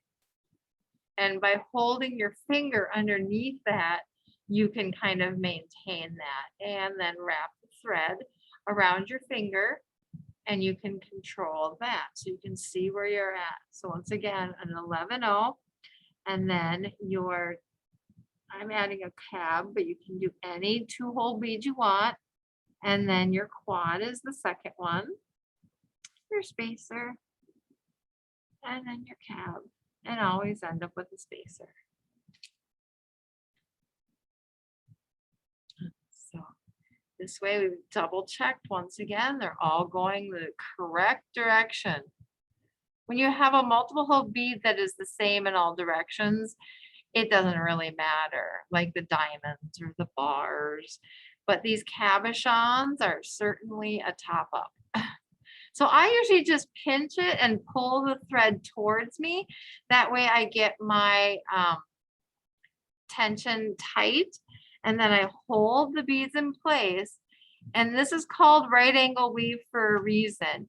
You have to go at right angles. You go through 2 beads, and then 2 beads, and then 2 beads, and then 2 beads. You can't go through all of them at once, except for that first time when they're held straight on your finger. Otherwise, you're going east, north, south, and west. That's the idea. So don't rush it. Don't get stressed. Don't pull too tight, because you're just going to have to go from one hole to the next, and tight is only going to cut your thread because you're going at a 90-degree angle. So just keep going here. And so now, see, if you want to follow the pattern that I did, and for my wrist size, I had 4 of them. But just because we want to share and get some time going here, we're going to change this and make this a quad. So we could have a embellishment here.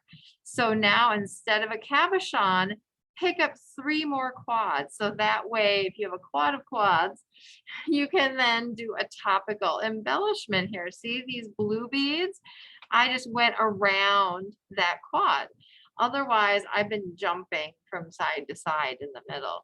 So this way, pick up an 11 and then a quad and an 11 and a quad and 11 and a quad. And the quadrilentals, since they're round, they're a little shorter than the quadratiles. So it's a lower profile. It's also round. That's why I kind of like the way the cabs mix with the lentils. And so we want to make sure that you control your thread. And so I just made a fun little knot here. Because I'm on camera and holding it kind of funny. So don't judge yourself. Just don't ever pull tight. So if you have an issue where you have a big knot, just take off your beads and undo your thread.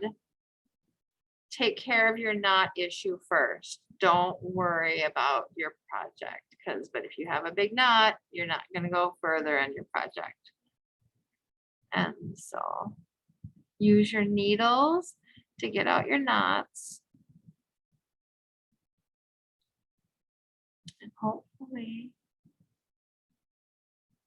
I can do this because I put a big knot in there.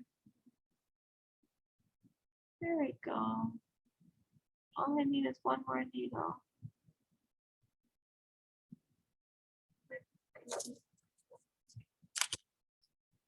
I left my awl in my tool case at home and I love my awl.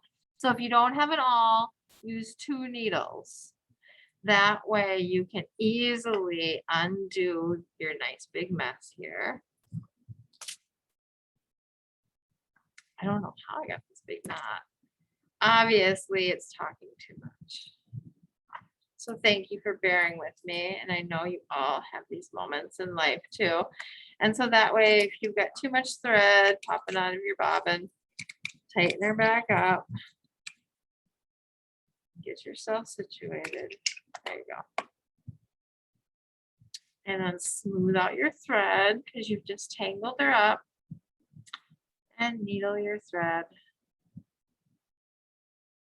And now we're back where we started. So pick up once again a spacer bead in between 3 quads. This way we now have our quad of quads and we can make an accent. So this is how we just have so much fun with mixing all those weird beads that you're like, how many multiple fold beads do I need?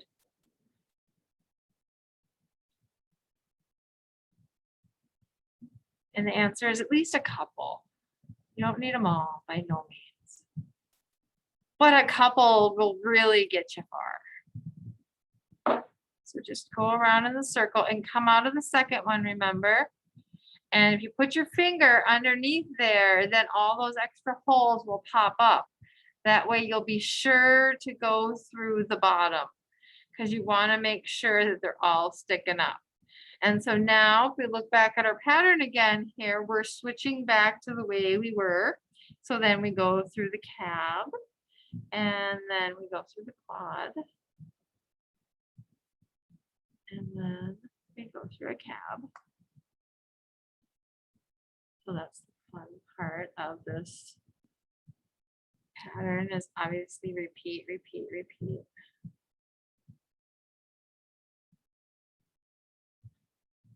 And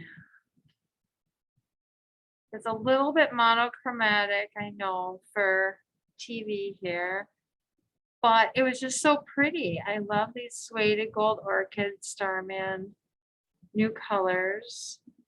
And then this is an old-fashioned opaque lilac. Just your basic. And then this is a perma finish pink bead. And so we can make as many different embellishments as we want by adding, once again, 4 quads. So just keep your pattern consistent. Whatever you do on one side, do on the other side of the bracelet as well. And if you only have 2 quads of quads, that's just fine. If you want 3, if you want 6, that's fine. But you do need to have a spacer in between them. You can't just do quad, quad, quad, quad, quad. Otherwise, you're not going to get that look. You're going to get a completely different look if you go quad, quad, quad, quad, quad, quad, quad. And so I did a quadrilateral in the middle, and I did a crescent, which is a really difficult 2-hole shape because it is concave on one side and it's longer as well. So those points stick up or point out. They don't sit nicely together. So I really recommend for your first one, do not use crescents. And I wouldn't use a ginkgo either for your first one. I would use something symmetrical. But if you do quad, quad, quad, quad, quad, every single one, then that means you've got, it's a uniform thing versus accents. So that's why on your thing here, you have a quad and then go back to your 4 in between and have that little space in between so that you have somewhere to go, you know, a little silence sometimes in between will create a really nice space. And so as we're going to go right on the top here, I'll show you how that works, but I just need to make another cab on the end so that we get our balance so that you can see how that's going to work.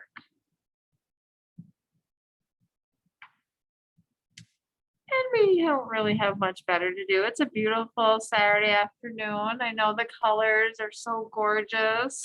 Everybody's probably out enjoying fall weather, raking their leaves, maybe planting their bulbs. Do you have a garden, Becky? I have a few things, but it's small. I used to have a large garden when I had more time for it. It does take a lot of time, and that's where winter is coming, and we put our gardens to bed. It seems like we have a lot more time for beading. I don't know how that happens, you know, but we always do. But then spring comes again and I want to be back out in my garden. Mm-hmm. And I put the beading aside and I'm like, oh, I miss it. So I don't know how people do it in like really nice climates where it's nice all the time. You want to be outside all the time. How do you have time for beading? So I think that's why living in a climate like Minnesota, it forces you to hibernate 6 months of the year and get lots of beading projects done. Okay, so now we're at the end of our very short bracelet, but you get the hint because we have a cohesive pattern here. That's the idea. So the same way we've started, we're going to finish. Just add an 11 and then 3 demis and an 11. That way you can add any clasp you want and it will hook right on to those demi beads. If you don't have demi beads, don't worry about it. You can do the old fashioned way you always did with a little bead loop of 11s or a bead loop of 15s, whatever you did. I'm just going to go through this loop here one more time just so the tension will stay and it won't slip out because they're big demis. Okay, so now I'm sitting here and I've got these 2 extra holes here. So what I did here was just try to embellish those two extra sticking out. But the two that were closest to the cab is the one that I want to come out of. So in order to just embellish this, all I do is pop up to the upper hole of that quad, put an 11 stopper bead, go through the hole, then put an 11 stopper bead and go through the hole. So pretty much it's just like putting eyeballs on the little caterpillar, and it just covers the hole. And then now I'm on the top, so I'm going to jump to the open hole here on the top level of that quad. So what I did was I did 2 11s and then a 4mm fire polish, 2 11s, and then went through the top hole of the other quad. Okay, then I added an 11 and turned around and went back through the second 11 so that they share it. So it's like a reverse picot on the end of my fire polish. And then I went through the 11 on that side, added one here, so that there's one on each side of this little quad. So it's like a reverse picot on this little fire polish. So we're going to add, I have 4mm fire polish. That's the nice thing about all of these check shapes, is that when they're by Starman 2-hole beads, most of them are all 6mm. So it works perfect to add your 11-0 and then a 4mm fire polish and the 11-0s. So once again, I added 2 11s, a fire polish, 2 11s for the first part. And I'm going to jump to the open hole, and just because I like to crisscross, I'm going to come in from the left side. I came out the right and I went in the left. And so now add 1 11. Hold your thread around your finger so you get your tension so it doesn't move. So then I'm going to go back through the 11 that's closest to the fire polish itself. I know it's always hard to see. Go ahead, camera, and work backwards. And then the 11 right after the fire polish. So those, if you can't do it all at once, don't stress yourself out over it. Just go through the beads you can in the sequence.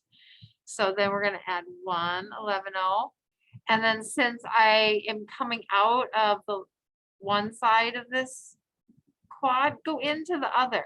That way this now sits centered right between the two. And so you can do one of two things. You can either jump down to move up, or you can just go back where you came from, which is what I do. So just go back through the 2 11-0s that you did at the very beginning, the fire polish, and 2 11-0s, and come through your top of your quad. So that way your first embellishment from that joint to that joint is done. Now we're going to jump to the open hole and do the same thing again between these two. So add an 11, 2 11s, a fire polish, 2 11s. I'm using the Bronze Illusion fire polish here. So it's a really neat kind of purpley amethysty, and it picks up all those tones. So hold your thread between your fingers here, and then you're going to pass through the 11 just before and just after. Of course, if your needle comes out of your thread. That's the one thing about Toho needles. The eye is really big and the 1G is a little slippery. So you might have to have a little longer tail to hold on to.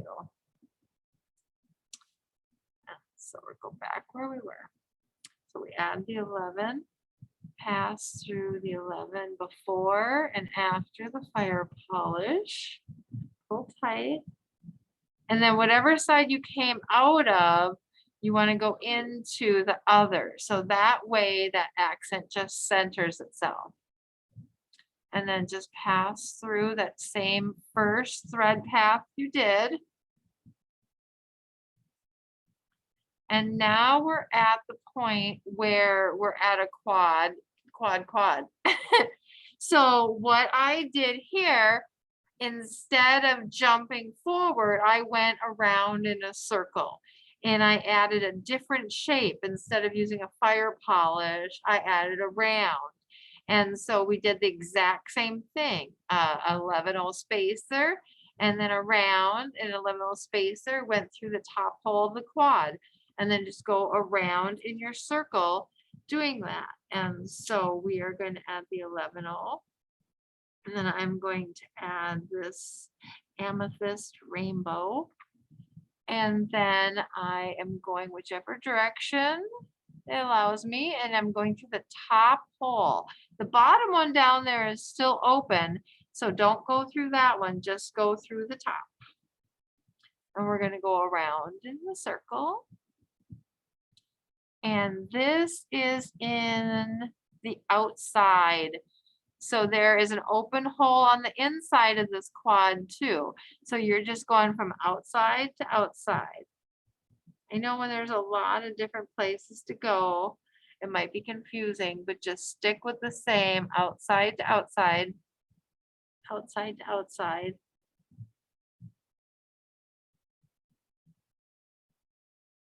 Outside to outside.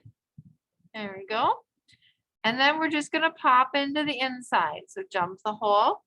And in the inside of that is just going to be 1-11-0, because it's just like underneath, and we're just tucking that together. So on the outside edge, you have the round, but on the inside, all it is the spacer bead. So I usually do the outside first, and then the inside second, and that pulls it together. If you want to go through and get it tighter later in the future, you absolutely totally can. But for the first pass, so go all the way around and then go back to your center bead, just like we were before. And then jump to the open hole, or well, it's sort of open, it's on the top. Don't go to the bottom, don't go to the bottom, stay in the light. Because we're working on the top row here. So now you're going to do the exact same thing, just like you did here. So we add 2 11-0s and a fire polish. 2 11-0s. And since I came out of the left side of that, I'm going to go into the right on that top hole. Add 1 11. And then I'm going to go back through the 11 just before the fire polish and after. And then I came out of the left side. I'm going to go into the right side. So here we go. So now once again, we need to move forward. So remember how we went through those beads a second time? What did they do? Where did the 11 go? That's the only problem with using thread that matches your beads.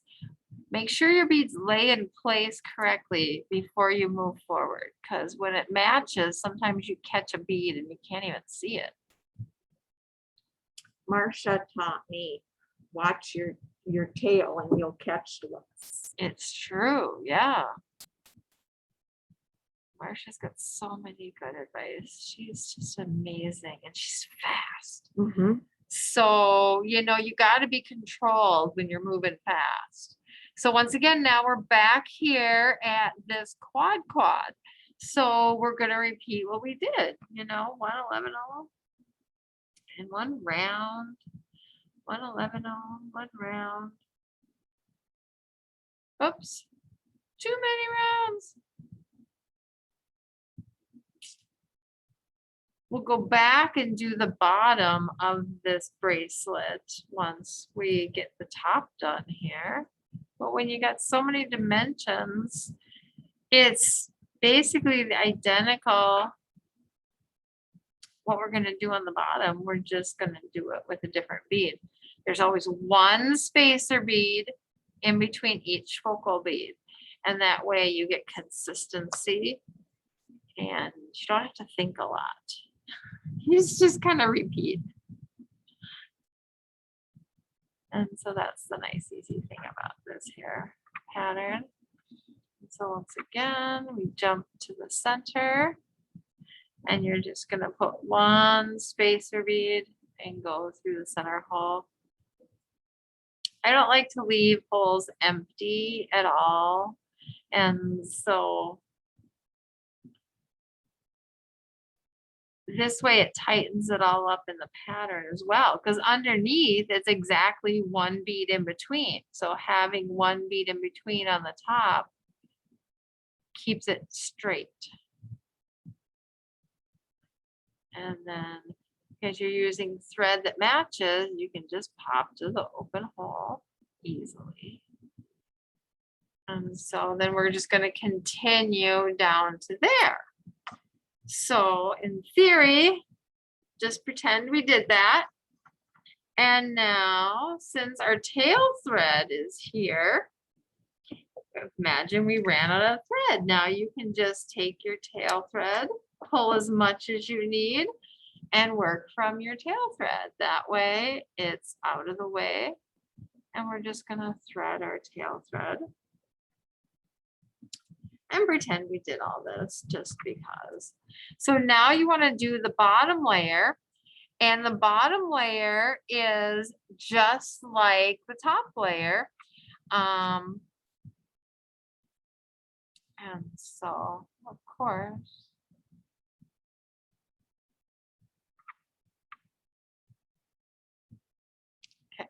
so what I'm doing is accenting. So if you wanted to do the bottom layer first, you certainly could. And so it's empty and blank, just like that. And I just jump to the open hole on the bottom here, and I'm coming out of my 11. So what I'm doing here is just creating some embellishment from the hole to hole. Normally when you jump the hole, I just jump the hole, but right here on the end, you're going to see it more.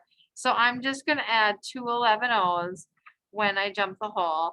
And that way you're just going to have a little extra sparkle on the end, and you won't see your thread because it's right on the end by the clasp.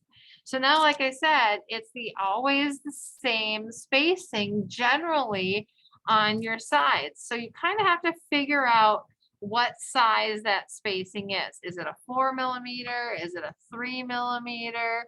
And so we're going to use a 4 millimeter fire polish, and I'm going to change colors to this darker metallic suede pink, just so you could see some contrast. And we'll see if that sizing works out. So when I stuck a 4 millimeter in there, all of a sudden my project started to curve.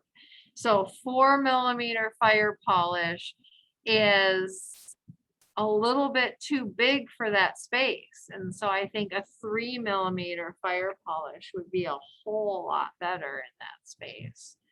And so if I look at that one, yep, that's a 3 millimeter fire polish. And so, oh my gosh, did I bring my 3 millimeter fire polish? Is there a pile of them over there or no? There's no pink ones? Not in threes, no. Oh my gosh, golly gee. So let's try the 4 mil rounds and see if that will work. Otherwise, the joy of working at Bobby Bead and filming at Bobby Bead is I can go run out on the floor. Would you grab me a 3 millimeter fire polish in any color that would match this? Thank you, Becky. But otherwise, I know 4 mil rounds are a little smaller because than 3s. I'm just gonna see if the spacing will work. Because why not? We're sitting here playing. Let's check it out and see if that'll work. So we add a spacer bead, and I'm adding a round, and then I'm jumping to the open hole of that next cab. So that lays a little straighter. Let's add the second one and see how it actually lays. But because of the curvature of all these beads, You just never know how they're gonna lay. So now I'm gonna go through the open hole on the bottom of that quad. And so we're just going on the bottom layer here. So this way, yep, see, that's still curving a little bit. The 4 mil is just too big. So, oh, that's beautiful. That's the same color as the cabochon. And so it's the suede gold orchid. They're just so pretty. And so, yeah, the lentils, because they're round, are a lot smaller. If you were using the cabochons that are bigger, this is a 4 millimeter. But that's all we're doing is we're adding 111 and then a fire polish and then an 11 and going through the next bead. And we're doing that all along the edge. We're just going to use the 3 mils here as the correct size. The 4 millimeters worked on the top, but that's because we want it to curve around our wrist. And we have this space a little bit bigger because of the curve. So we're encouraging the curve this way. We just don't want it to curve this way. Does that make sense? When you're making jewelry for your body, you got to remember that we're more curvy, we're round. So we're going to add the same 11-0 spacer, but we're going to do the 3 mil fire polish and then go through the cabochon open hole on the outside. Oh, and that's perfect spacing. Oh, that lays just so nice. And it gives a good texture too, because it's the same color as the cab. So once again, we're going through the open hole and we just slide right under there. And so when you're doing a 3D effect, it obviously uses a lot more beads. But, you know, you create that really nice texture and it sparkles it a whole lot up with just one extra little layer. So you don't have to do the whole thing if you didn't want to with quads. You could just do a couple right in the middle.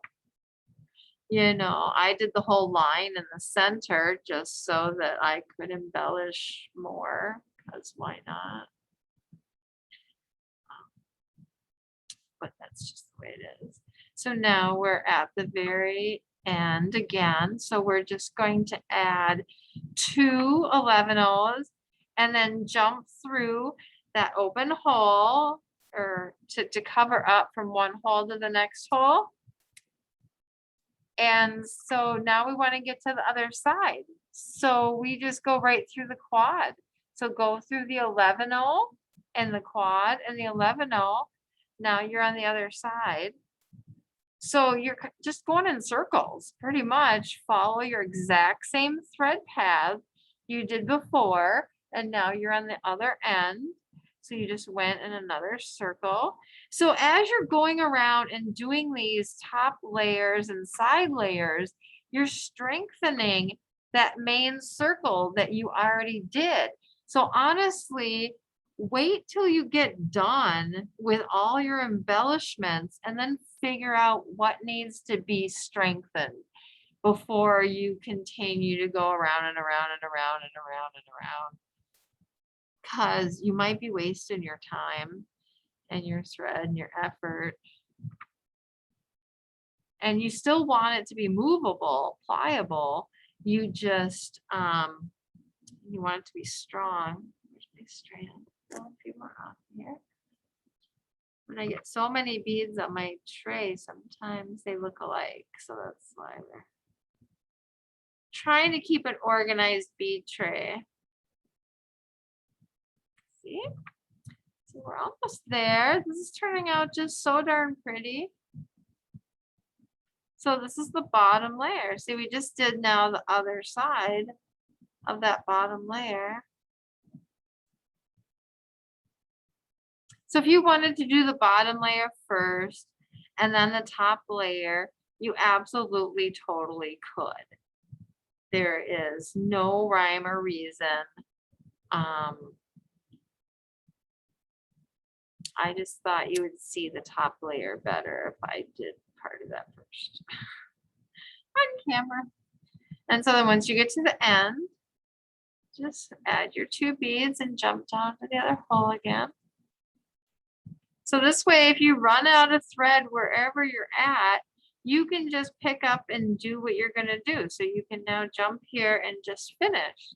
So that's the idea, is you now have the top layer with these 2 accents and your accents in the middle. So if it lays flat, these guys are going to shift a little tiny bit to one side. But when it goes around your wrist, it fans out just perfectly.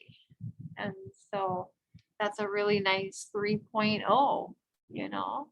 Does anybody have any questions on the multiple 3D level? Anybody out there? Hi. Well, Rochelle, you must be an extremely clear teacher because there are no questions off of Facebook. Well, I'm really glad that people, you know, are having fun with the concept, understanding, part of the joy of this whole thing. The 3-dimensionality part is really, really fun. So remember when I showed you this one a minute ago, that's the exact same thing, was the quad in the middle. And so what I did was I just went from the outer hole to the side of the quad with an 11 and a 2mm fire polish and an 11, and went to the quad and then went back. So I did a circle like this. So it met the first one and the one behind, and it also was the same underneath. So actually I went through the second hole of this here crescent twice. So I did the same on the bottom, a 4mm fire polish, and then I just went over the top. So it kind of looks like a fake netting, sort of. But underneath, it wears kind of funny because the 2 points of the triangles really stick out. And so it sits, you know, kind of a little space above your wrist. And, but it's not too pokey. It looks like you could wear that the other way though. You probably could wear it I inside like out. it that way. But because of the curve, I think you would have to curve on this top. You know, this is the top embellishment. You would have had to have done it on this way, and then it would have curved that way. So that's the idea of when you're working with top layer, is it will encourage the curve. As you can see, this is a natural curve. That one won't lay straight. So yeah, it won't straighten out.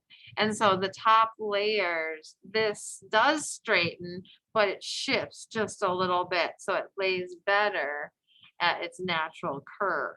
So that's the only thing about all these multiple hole beads and the multiple layers is, yeah, you got to play with it. You have to have a mannequin. So it does curve perfectly. But yeah, if you wanted it that way, you'd put the top embellishment there. So that's a fun way of doing it. So I know that we're moving all fast here, but that's quite all right because you guys are super, super speeder. So the idea that you could interchange the multiple hole beads is pretty self-explanatory, obviously, because if you want to get a natural curve, it might be easier to change your spacer bead.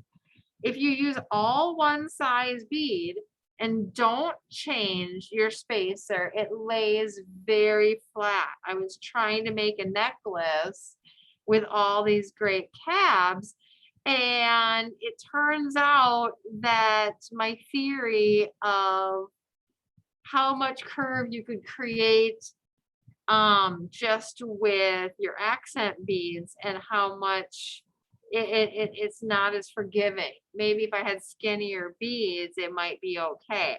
But so this was one of my first attempts.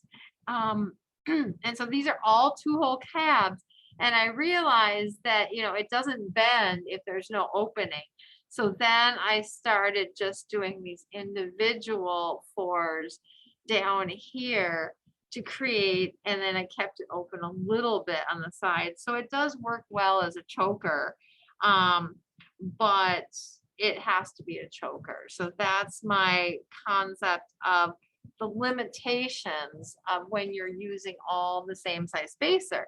So that's why the easy point in the brain came about. And so these are the new mini gem duos. And I started first with an 11-0 demi. So the whole top quad is just 11-0 demis. And then the second row, I switched to 11-0 rounds. The third row is 8-0 rounds. So it's the exact same bead. I just changed the spacer.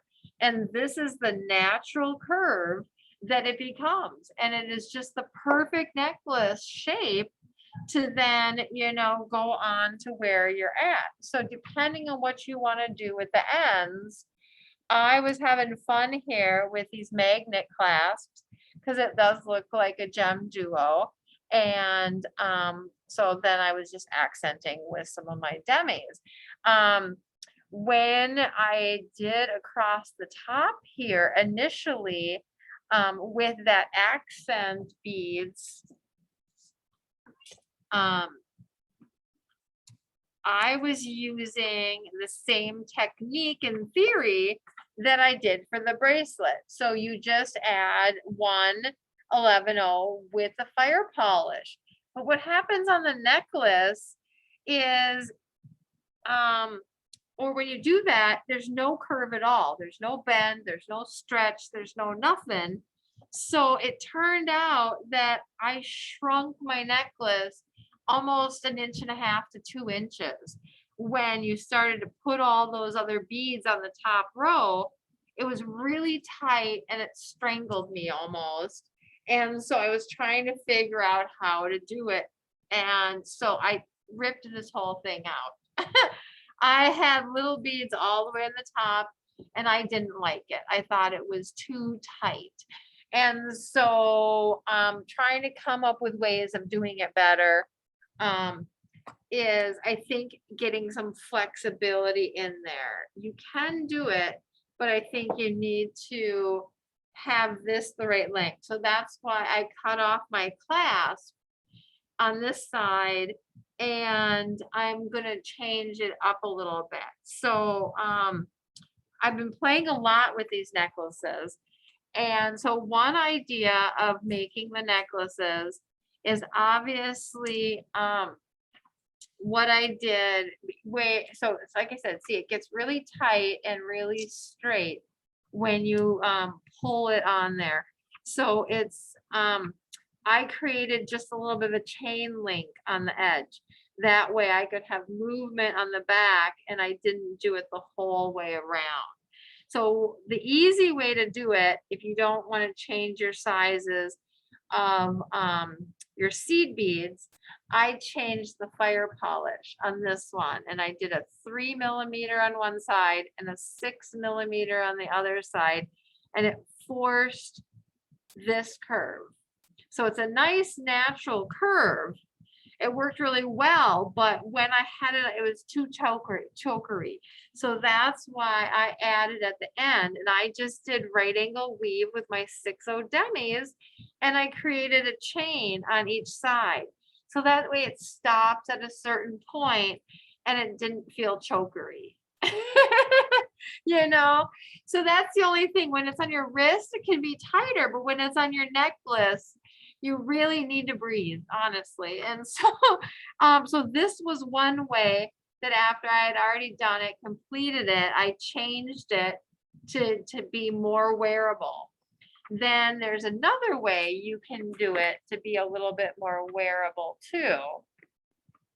And so on this one, I did a little bit more of a right angle weave loop on the top of it. And so this is another identical gradation So I started out with demis, and then I did 11 rounds. And so this was mini duos and 2 rows. And then I switched to super duos for 2 rows. But right on the very top, I really like what I did. And so if you can see that there, so what honestly I did was I did a fire polish, but then I came back and I embellished over the top of it so that it was a little bit more scallopy. It wasn't just a straight line. Because when you have a straight line on your neck, it's not as attractive, you know, and so especially as we get older. So I did the same thing. And so on the back, I did the same thing. I really like these chains. I think they work really well to create the length, and then you could put a toggle or something. But that way it doesn't feel like a choker. And so on the top, I just did as many demis as would cover that 3 mil fire polish. And so it looks like it's 5. I always do odd numbers. And so then on the bottom here, I just used a drop, and I just almost, it's kind of like a big picot, but it has a drop. So I did 2 demis, a drop, 2 demis, and then came back. And so that's how I used the open hole. So that way it wasn't pulling too tight to create that choker. It was at least spreading out.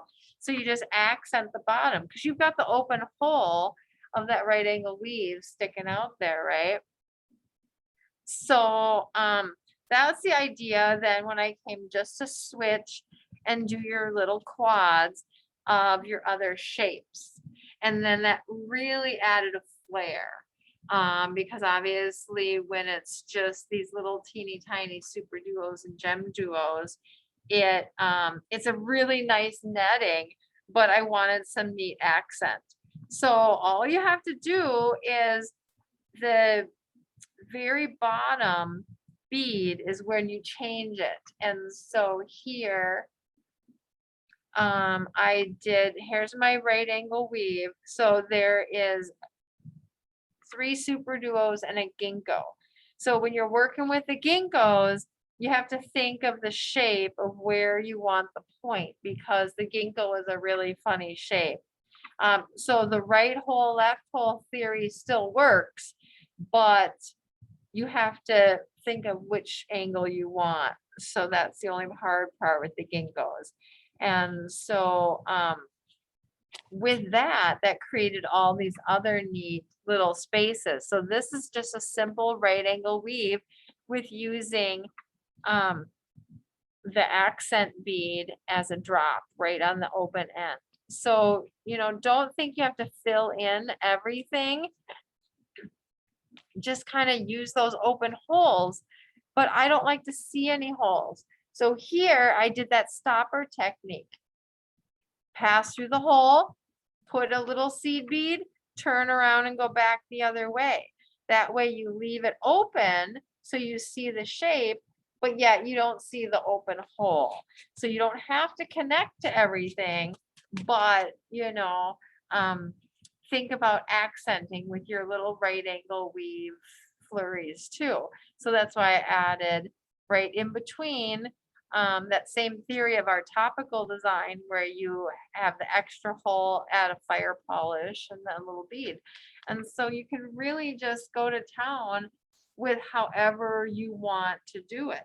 So that's why I would recommend just starting out with your shapes like a super duo, and then go with a mini gem duo, and then go with a regular gem duo, you know, and then work your way up to a cabochon, and you'll get a really nice gradation in your style of your beads and your shape of your beads. I think you'll have a lot of fun when you're working with just your flat, you know, maybe trying to put in some of those extra like triangles. The triangle beads, I don't know if you can see the dimension on that. I know there's no extra holes, but they have the points on one side and the holes are on the bottom. So you get that points stick up. So this way, I just did a right angle weave with a cab and then a triangle, and then I stuck in the ginkgo, the triangle, and the cab. So that was my first square. So then, since your second bead there, it was the ginkgo, you add 3 more ginkgos. Now you have your ginkgo loop, and then you went back to having your nice triangle spacers. See how they point up like that? So you could get 3-dimensional spacing by just using some of those other crazy shapes too, and changing your bead pattern the way you do it. And so it's always, like I said, normally going to be a 4mm object on the edges if you use a lot of these normal size beads. The skinnier beads are much, much smaller. The diamond beads are really fun. They again are a little bit longer, so you can kind of pop them up and get them to curve just a little bit more, and they add a little bit of depth and dimension. It's really fun. The lentil beads are flat and round. So the lentils are really fun because they do just give a normal dimension, but try using the quadra lentils, and I think you'll enjoy them a lot. You could use the quadra tiles as well. There's just so many options. If you get a little nutty, you can kind of really go crazy with however you're doing it. And so this one, I don't know, it didn't quite work because, like I said, the curvature was off.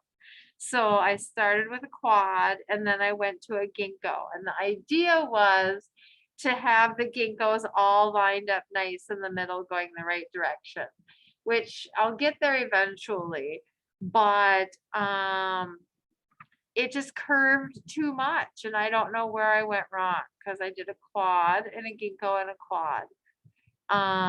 But that's my curve, and so it doesn't really work as a bracelet because it curves the wrong way.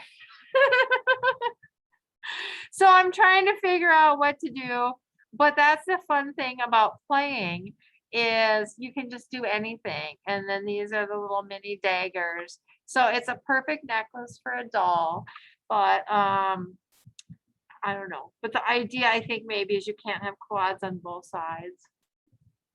I don't know. So if anybody comes up with it, let me know what you came up with. But that's the idea, is you really can do honestly anything your heart desires with all these fun shapes.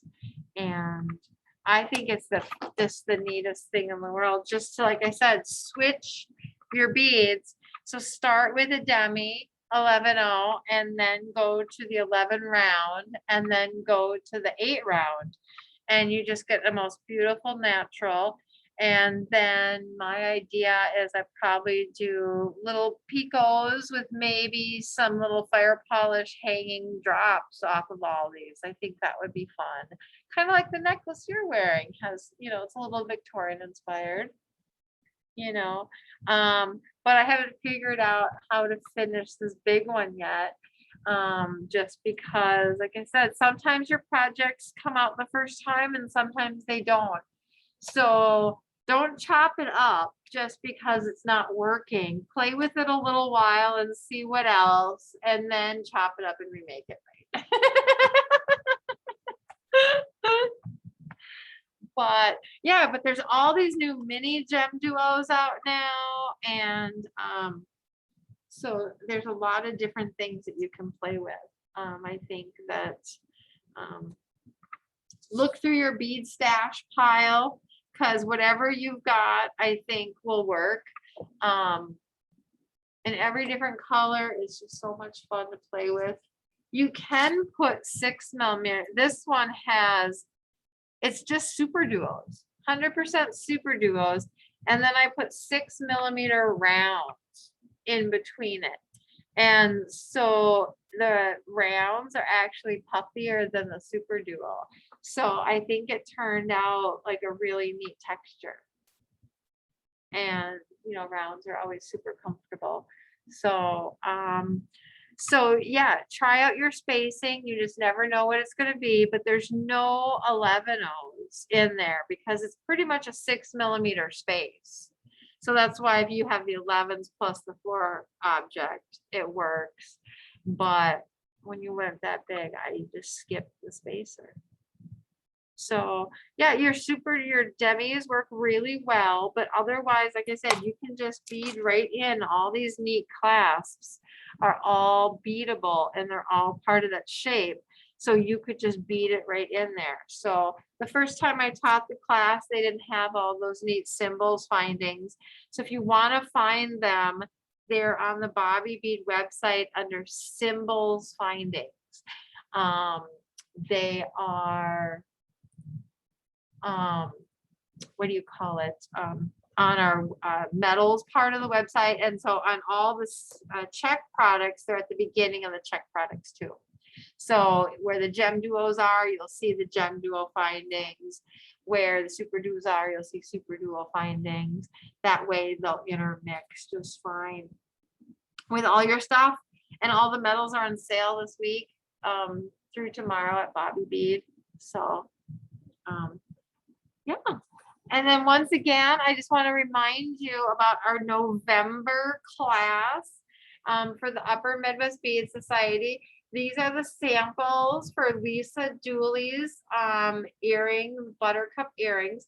There's either the yellow, green crystal colorway, or there is the blush polychrome way.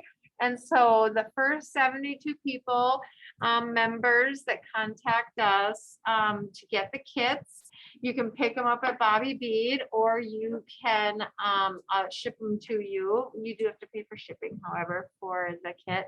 And then we'll be emailing everyone the pattern the week before the class.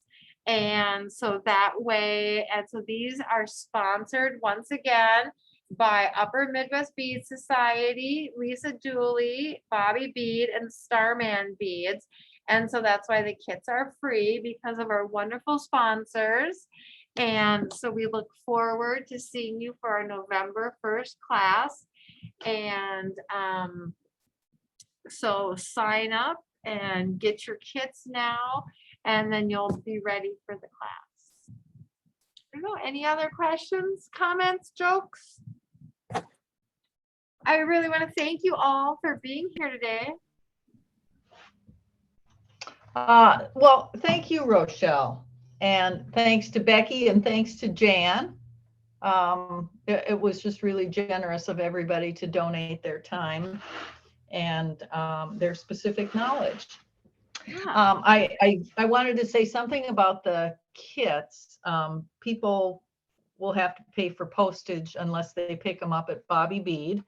But also the kits, and this is all information that's published on the website, but just to remind everybody that the ear wire, the wire guard, and the needle are not included in the kit. Right. So The people, I'm thread sure, will hear is, those. and all the beads are. So, I mean, you could Right. make these into like little bracelet components, or you could make it into a necklace. So that's why we left that part up to you.